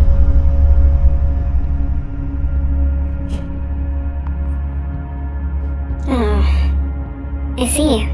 Barksdale seems to think about something and looks directly at me. We're the logging crew, aren't you? Remind me, how did you get in here again? We're searching for a crew, and they're all fucking dead. Ah, makes sense. The cloaks for the entrance shed are tied to a primary source. And we lost primary power just before the experiment failed. Cloak? Yes, Strickland says. The shed you entered is usually not visible to the naked eye. Depending on the power sources that were damaged, Barksdale continues, it could have also shut down locking systems before backups kicked in. Everything is starting to make sense now. From the very start, it had seemed peculiar that we'd so easily been able to walk into a place like this. I think we know where the crew is. They're fucking dead. Or not dead. They're in the void. The crew hit one of our main power lines. We aren't sure exactly how, but we know that's what did it. They're trying to blame all this on me. Or, yeah. Timing was unfortunate. We're not asking that again. Jesus Christ. Now, it's time to continue our work, Barksdale says calmly, turning away to the instruments on the near wall. Just keep quiet, just shut the fuck up. This guy sounds like a complete lunatic, but he's a lunatic that's accustomed to power and armed with some type of advanced weaponry. So I keep my intentions unspoken, assuming that Barksdale is used to going unchallenged by people he considers beneath him. He certainly seems like that type. I want to continue my work. Barksdale muses. The researchers will eventually discover what we have. Sure. But I want it to be me. This is my laboratory. These are my experiments. The work I've led here will earn my place in history. And quite frankly, I don't need to explain it to you. Up on the surface, they'll struggle to defend themselves, since they won't know what they're dealing with. I have the necessary weapons. After a few months, who knows, maybe they'll decide the world is ready for me to help them, and then we'll go from there. He turns his back to us and says this, walking to the far side of the chamber, like we're some kind of a distraction. And he takes this opportunity to whisper to us, we need to hit that switch. It's the only option. What he's saying is murder, treason, genocide. She looks over to Strickland for support, trailing off, but Strickland looks at the ground, clearly torn. She won't look anyone in the eye, and makes an effort not to look at Barksdale. He seems distracted with whatever instruments he's studying on the far side of the room. The dreamlike quality I experienced earlier is wearing off. The painkillers seem to be losing their edge. Strickland finally whispers a response. Even if we decide that we want to hit that switch, Barksdale won't allow it. Yeah, to hell with him. Amy agrees. Where's the switch? There's an elevator out... Oh my god. What? There's an elevator out in the hangar. Take it to the basement. It's at the end of a long tunnel. But Strickland never finishes. Two things happen at once as she speaks, her mouth stopping in mid-sentence. First, a loud booming noise rings out, and then the top of her head seems to explode. Uh-oh.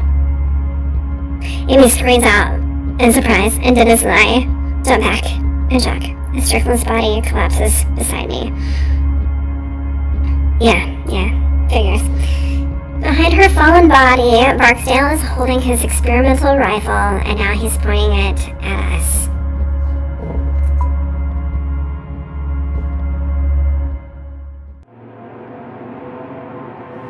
What a piece of shit.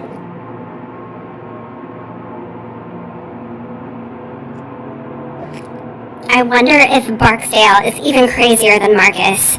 He just shot a woman that worked for him to keep her quiet. Surely he won't have an issue killing me. Now, Barksdale yells. No more whispering. No secrets. You three will stay in here. And get away from that door. If anyone whispers one more thing, I'll blow your heads off. My mind is racing to figure out a way to get through the secure door into the hangar. Beyond that, of course, there was the failsafe switch. Yeah, distract him. Try my best to be a good actor as I wobble on my feet a bit. I start forward again, and then wobble some more. Amy is apparently catching on because she's at my side in a second. She looks over to Barksdale and says, he's lost a lot of blood. Let me check his wounds really quick. After he dared to talk to me like that? He's been through a lot, she argues. He's clearly delusional. Dennis seems to not quite know what's going on, but luckily Barksdale isn't paying attention to him. You can check him back here, Barksdale says. You have 30 seconds to get away from that door, or I will. I stretch out my acting skills and actually stumble to a knee. I make a show of trying to get to my feet and stand still for a minute. Okay, I think, as quickly as I can, I raise my gun and fire. I don't even take aim, I just fire and Barksdale fails in general direction. Oh damn, I missed him. Barksdale takes off running. As my shot misses wide, he runs for cover to the back of the room. That's all we need.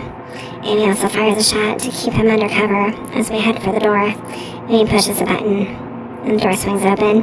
Barksdale will be on us in a second, so we dash out into the hangar, ready to defend ourselves.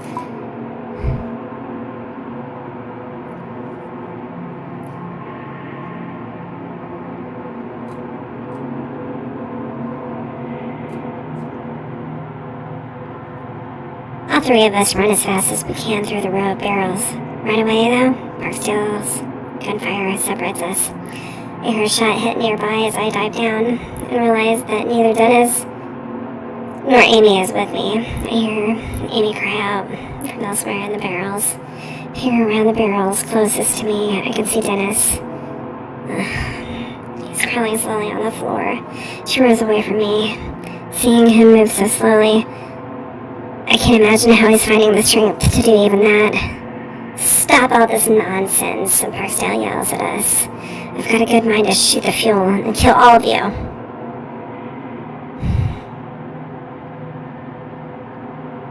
It's then that I realize that not getting away from these barrels may be our death sentence. Here, we're gonna maybe kill ourselves, I don't know. Before I can do anything, a shot comes from the isolation chamber. It's immediately followed by a pinging sound and a massive wall of heat. I feel the heat before I feel the force of the explosion. It occurs several rows ahead of me, but I can still feel the physical push of it. Hear Dennis scream, and then the clanging of metal. That's when another barrel explodes, and then another. I realize that I could run back and help, or try to get myself clear. I might not have enough time to do either before the next round of eruptions. What should I do? Oh my god, okay, well, we have to help them.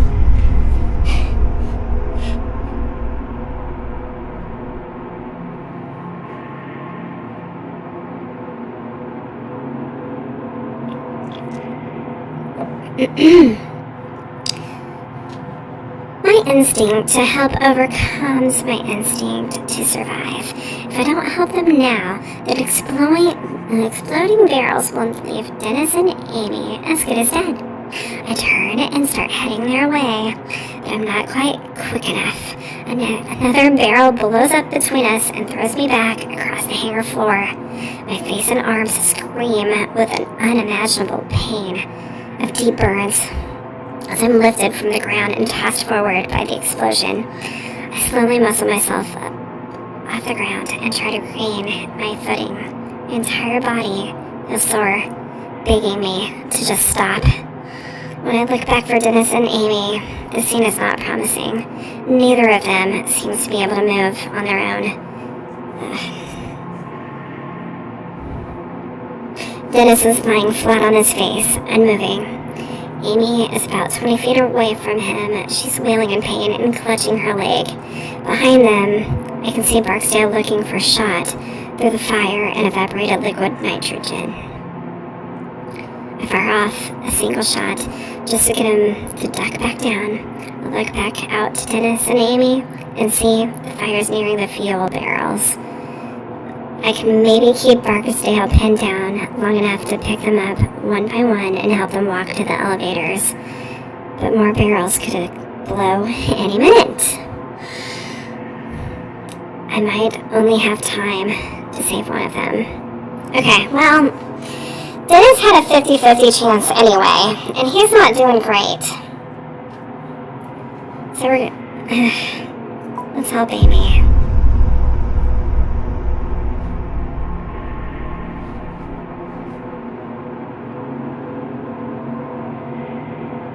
I take a deep breath and sprint back out into the room open among the flames and the heat.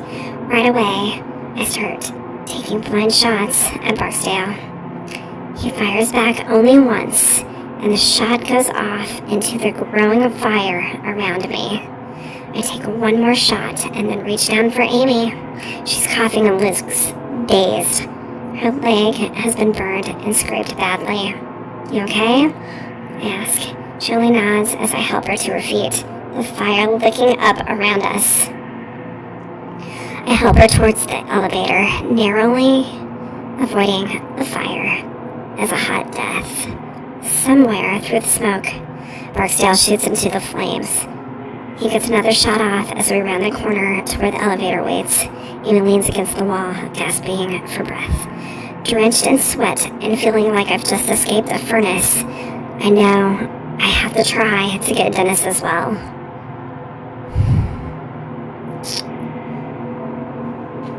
I wheel around, gun aimed into the smoke, and head back out. I only get a single step before I see Dennis slowly getting to his feet.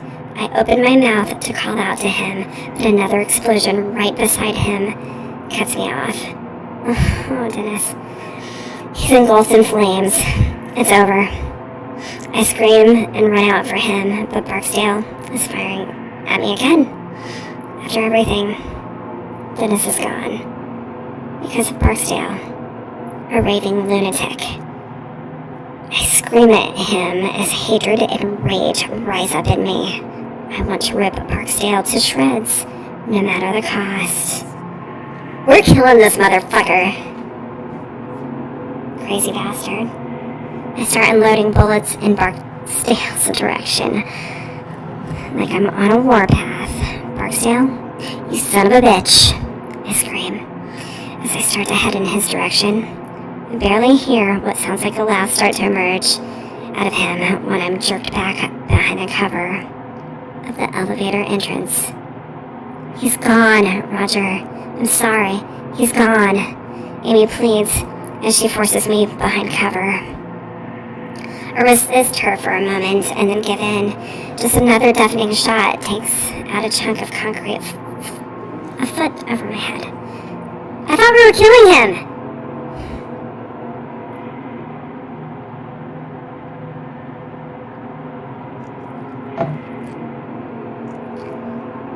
The best way to get back at Barksdale for what he's done is to flip that switch. My nerves are drenched in fear and adrenaline. I reach out to press the call button on the elevator. It feels like I'm watching someone else do this. As Amy and I step inside, the motors on the elevator squeal like dying dogs. The elevator slides down and the light from the flames gives way to complete blackness. It's now just me and Amy. Dennis is gone. Damn you, Dennis. Damn you.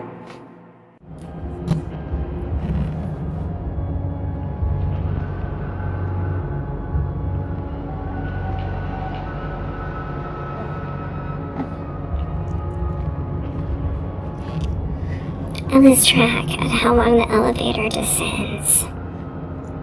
It's hard to tell due to the lack of lighting, but it must go another 500 feet underground. The elevator comes to a stop with a shattering clang, and I waste no time exiting. A tunnel stretches out, with sparse white bulbs lighting the way. Most of the wall is made of raw earth and rock. There are boards and concrete slathered in areas used to reinforce the tunnel. I see a warning sign posted on the wall. I want to read it, but there's not much time.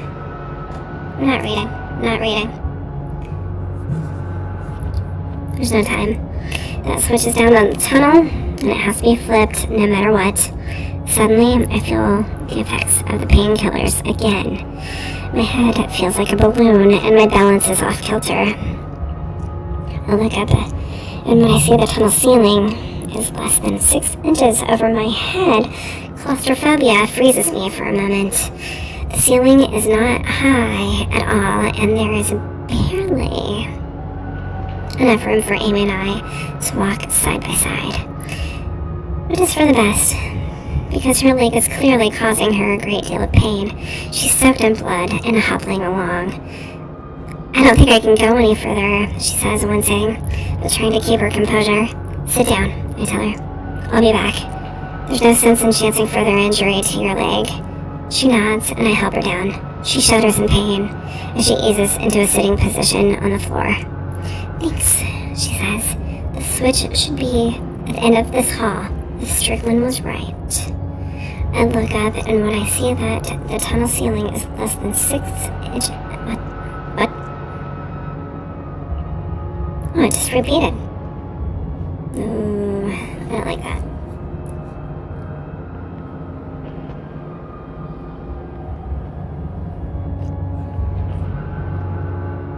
I recognize that I'm marching to my end. As much as I wish I weren't, it's not surprising.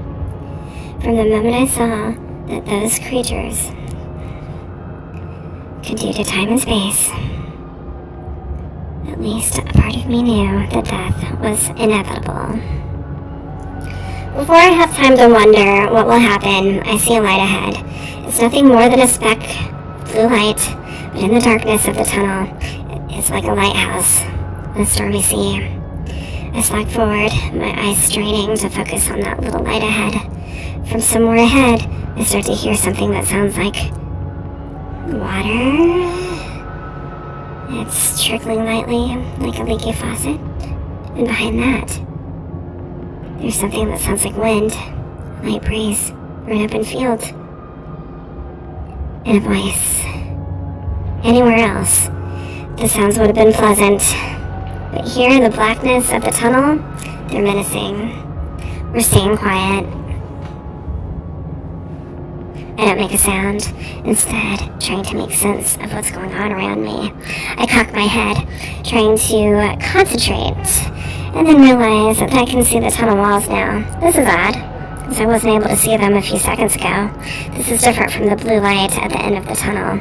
It's then that I see the slight shimmering in the air. It looks like a foggy mirror steamed over after a shower. And it's moving, dancing in the air like some abstract firefly. It's not menacing like the creatures, so that threat is null. It's peaceful and serene. I watch as the shimmer branches out and becomes 2, then 3, then 4. They snake out in different directions, tracing the tunnel walls. Are these shimmers the doors to another dimension that Strickland was talking about? Suddenly, I'm surrounded by lights above and below me and realize there's no avoiding it. The question is, how have I gone through? Head first.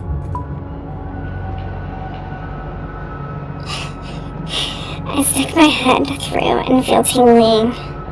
Almost pleasant. I reach out slowly, my hand stretching out to one of those shimmers of what I can only assume are some kind of light.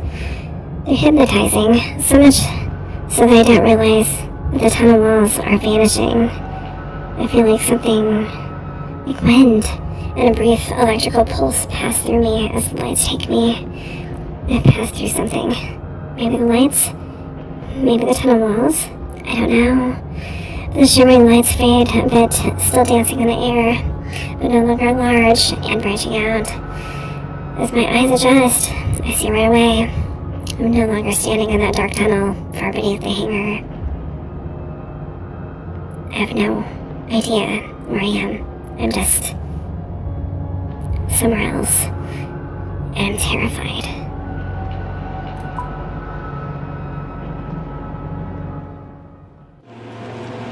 Well, that's not good. Oh no. Oh fuck. The ground I land on looks like hot coals. There are dips and many cliffs breaking the landscape ahead of me. There's a wash of orange and blue overhead in a sky that makes no sense. It is both beautiful and terrifying at once. The scattering of stars hang overhead. They all seem to be breathing, pulsing, the gentle energy, as if alive.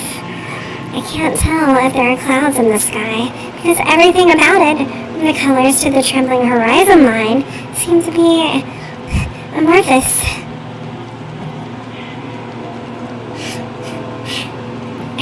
Everything is knitted together, living. I stare a moment longer and can swear I feel the sky breathing. Far off to my right, I see what looks to be a plume of fire, small yet bright, with no source of fuel. It looks as if the ground itself is creating the flame. Several more of these flames dot the landscape. Further out, the air is thick and muggy. Then I realize something horrible. I don't know if what I'm breathing here resembles air at all. Is there air? You don't know. In a place like this, one of impossible beauty, but also very stark horror, my mind doesn't know what to do.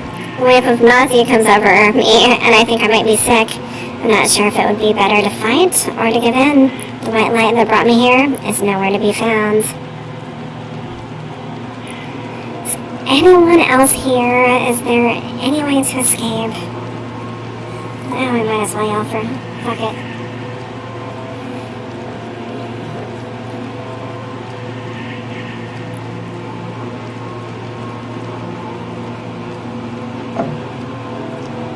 I take a deep breath of whatever otherworldly gas is filling this place and belt out as loud as I can. Hello? Hello? Is anyone here? Anyone? I hear a voice in response. It's faint and distant. I turn and hear it coming out of one of the massive crevices along the ground. Inside of that crack, about 10 feet down, a very pale man lies on a ledge. He's human, but looks close to death.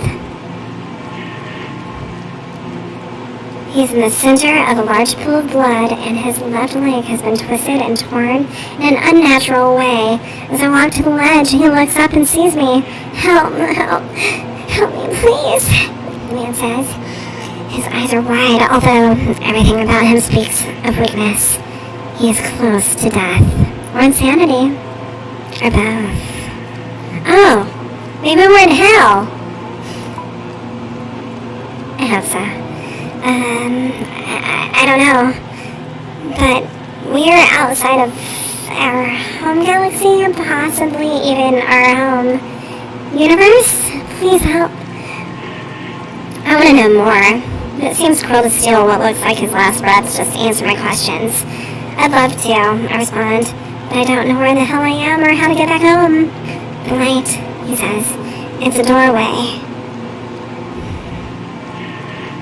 It might take you back to the facility. Well, where the fuck did Light go? Miko, we'll be back. Now please, help me. I desperately want to help, but there's no way I can reach him. His ledge is too far away. About the pools of fire. I don't think I can get to you. No, that's not what I mean. His eyes are on the shotgun that I almost forgot about. I realize what he wants and shake my head. I can't do that. Please. Those things. They have the others that came here with me. I got dropped along the way. They'll be back.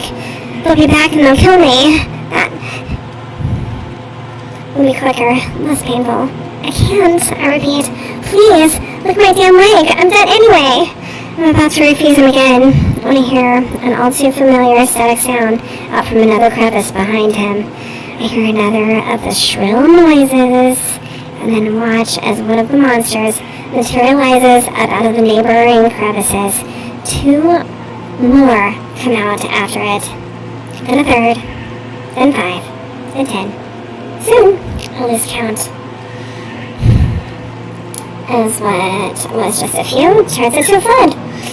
And I suddenly understand the man's reasoning. A bullet would be mercy. I check the gun, and I see I only have 1 round left.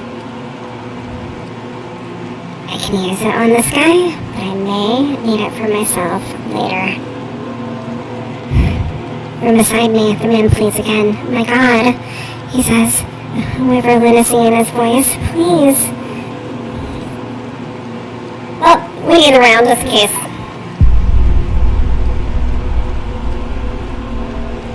I'm so sorry. I can't. What I don't tell him is that I'm in a situation where I have to keep this 1 bullet. I can't waste it on him. He whimpers a bit, and I look away, unable to see the misery on his face. Behind me, I hear him give me a mix of a scream mixed with the high-pitched noises of the army of creatures. Their volume rises as he lets out cry after cry. I clench my teeth as the torture continues.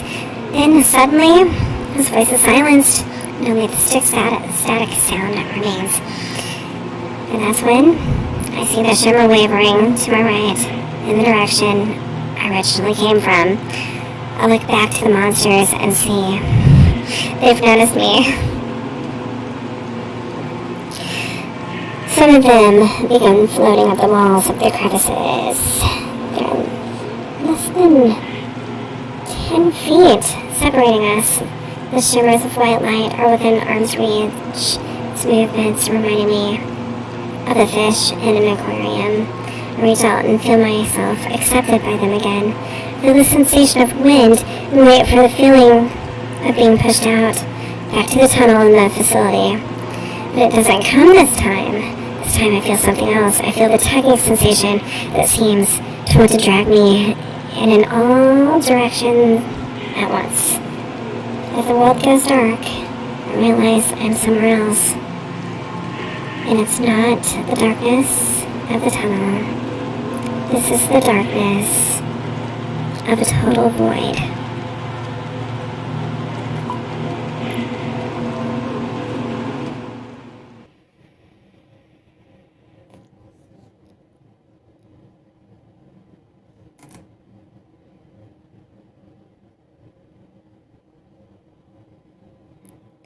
There's darkness around me everywhere. Nothingness. I feel nothing under my feet. Nothing to my sides. I can't touch or sense anything at all. I don't even know which way is up or down. It's as though I'm all that exists. And as I remain there, I just hear silence. Not even the sound of my heartbeat. The blackness is so deep that I feel I can't distinguish between my thoughts and what is real. I hear screaming, but I can't tell if it's someone else or my mind screaming to fill this void. I try to kick and move my arms It's not working. But it's not clear in what way it's not working. Are my limbs not moving? Or have they gone numb? It's impossible to tell. My body has just become absent of all sensation. I assume this is the place that Strickland referred to. The place between dimensions. This darkness could consume me if it wanted to. I try to will myself out of it. To have those shimmering lights spit me out. But it isn't happening. At this point, my mind starts to hallucinate. Or at least I think it does. Are they visions? My mind playing tricks on me? I can't tell. All I can do is watch. I see the logging site. And Tony's leg still pinned under the dozer. I feel a pang of regret. I had left him in such a state. I see myself talking to Dennis. And him blowing up at me for not telling him that Tony was gone. Then the scene rearranges itself, and I'm standing between Dennis, and Marcus's gun. It changes again, and the shape of Marcus's body appears in front of me, half devoured, a bullet through his head. In my mind, I'm sobbing as I shoot off Dennis's hand, trying to convince myself it was the only way to save him, but he'll never forgive me.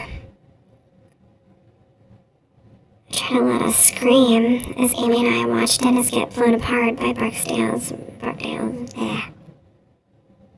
But there's still no sound. And just when I feel like I can't take it anymore, I see the man in that strange world begging for death. I watch as he's distorted and torn by those beasts. All of these things are flooding my mind.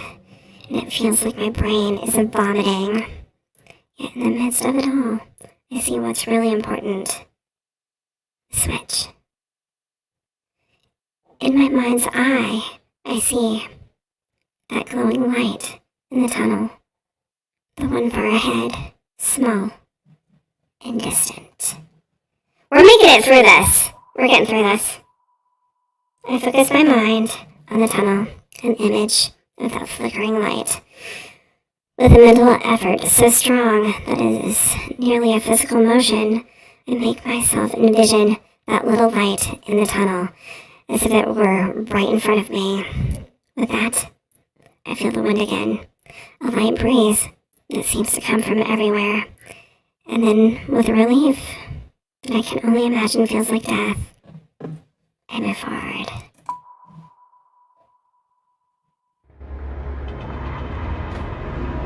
Hey, it's the tunnel!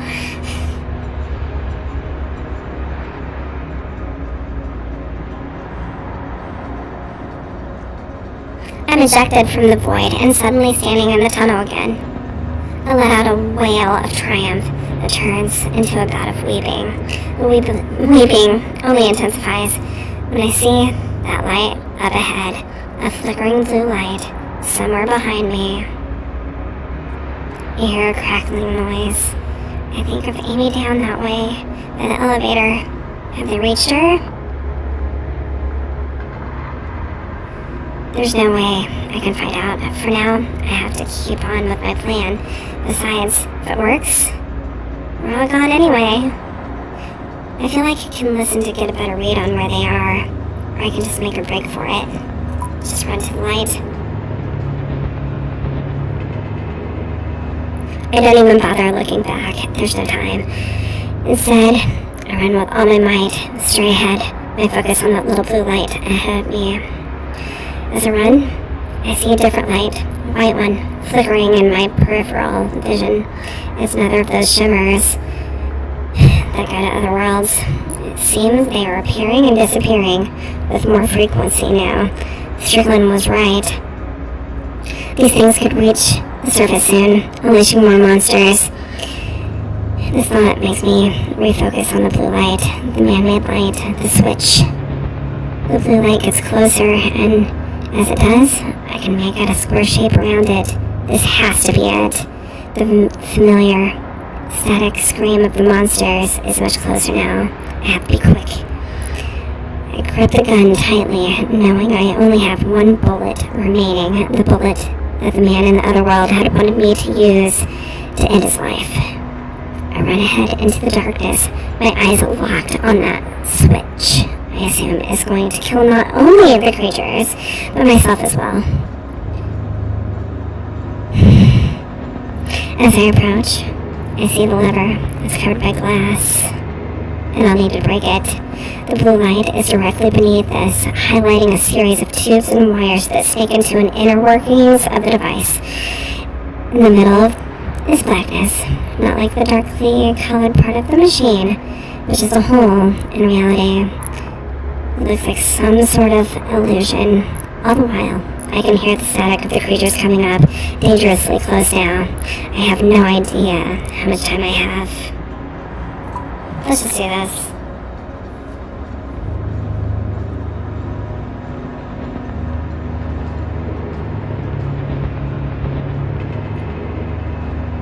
I draw back the stock of the gun and smash through the glass box that houses the lever. The glass shattering is like music to my ears. I reach out for the lever, my hand grasping it. Without warning, I feel immense pain course through my body. It feels like fire racing down my back, causing me to fall to one knee in agony.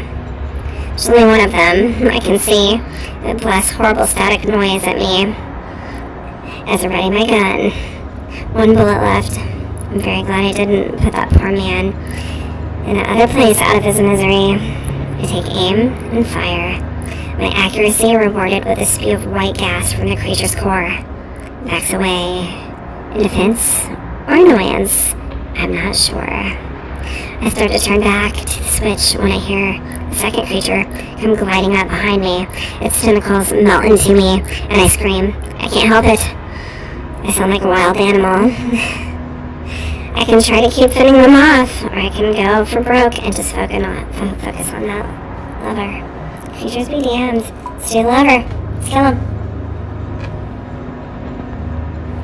I put all my strength into my legs. The moment the monster in front of me draws back its eel-like arms to grab me, I pivot backwards. My back strikes the machine, sending agony rocketing through my body. I'm so thankful I broke the glass before this moment, for the coming violence. I stretch out and grab the lever. With one last desperate scream that shreds my voice, I jam it down. The tunnel is suddenly filled with a flash of intense darkness. It expands from the switch, swallowing the matter around it. At first, I'm sure this is the end of me. I expected darkness to consume me, followed by death. Then another shimmer of dancing white light appears next to me. There are more of those streams of light, rifts in space, like the ones that previously sent me to the other ungodly world and the void. With nothing else to do but die, I try to escape into the shimmer. When that stream of light envelops me, the expanding darkness of the switch is gone, and I feel a huge push.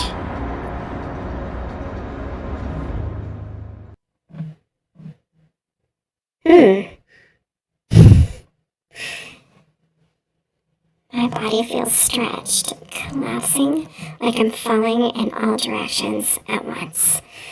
The world goes white, and then there are pinpoints of stars everywhere. One of them breezes directly by my right, and I see something that looks like a spiral galaxy distorted in its folds.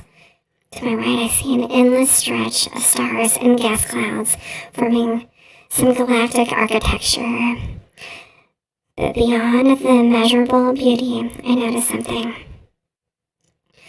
I am seeing the same star patterns over and over. They're repeating like reflections in an endless mirror. Are these different versions of the same galaxies, the same realities? To my left, I see a calm blue world and can barely make out trees.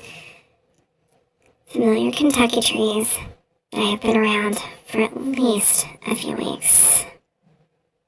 To my right, I see a copy, an orange world, and there are trees there as well. But something is strange and disturbing. As soon as I zoom by, I'm not sure how much control I have in this unusual place. But if I can direct myself, it's worth trying. Going to the blue world.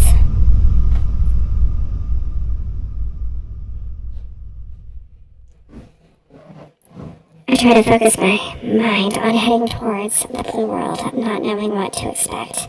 My breath escapes me for a moment. Everything is dark and peaceful, and nothing hurts.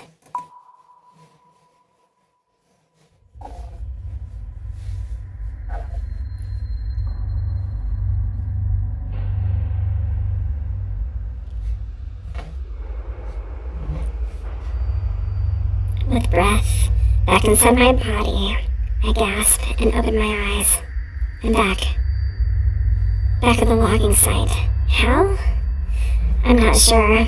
Did the shimmers react with the implosion of the switch? Some other accident? I have no idea. I sit up right away and become instantly dizzy. Amy, I say.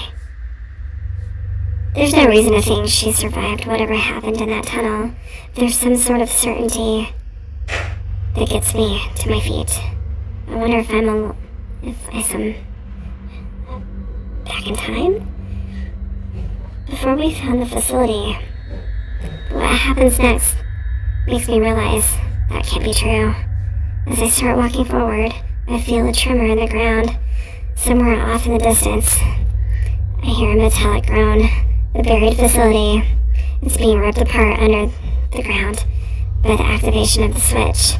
Trees are splintering and falling to the east, and I can see them going down like abstract dominoes. There's no way Barksdale survived.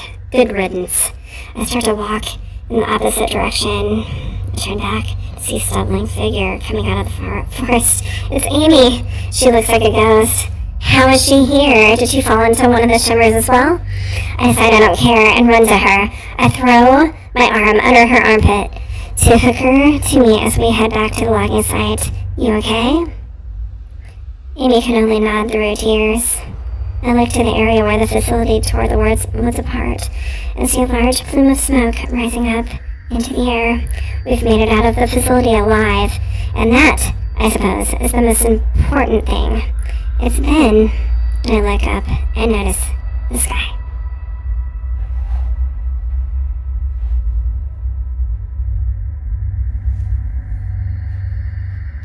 Looks fine to me. The sky is beautiful and familiar, unobstructed by the trees that had been standing several minutes ago. I take my trusty hard hat off and exhale, letting my body relax. It's finally over.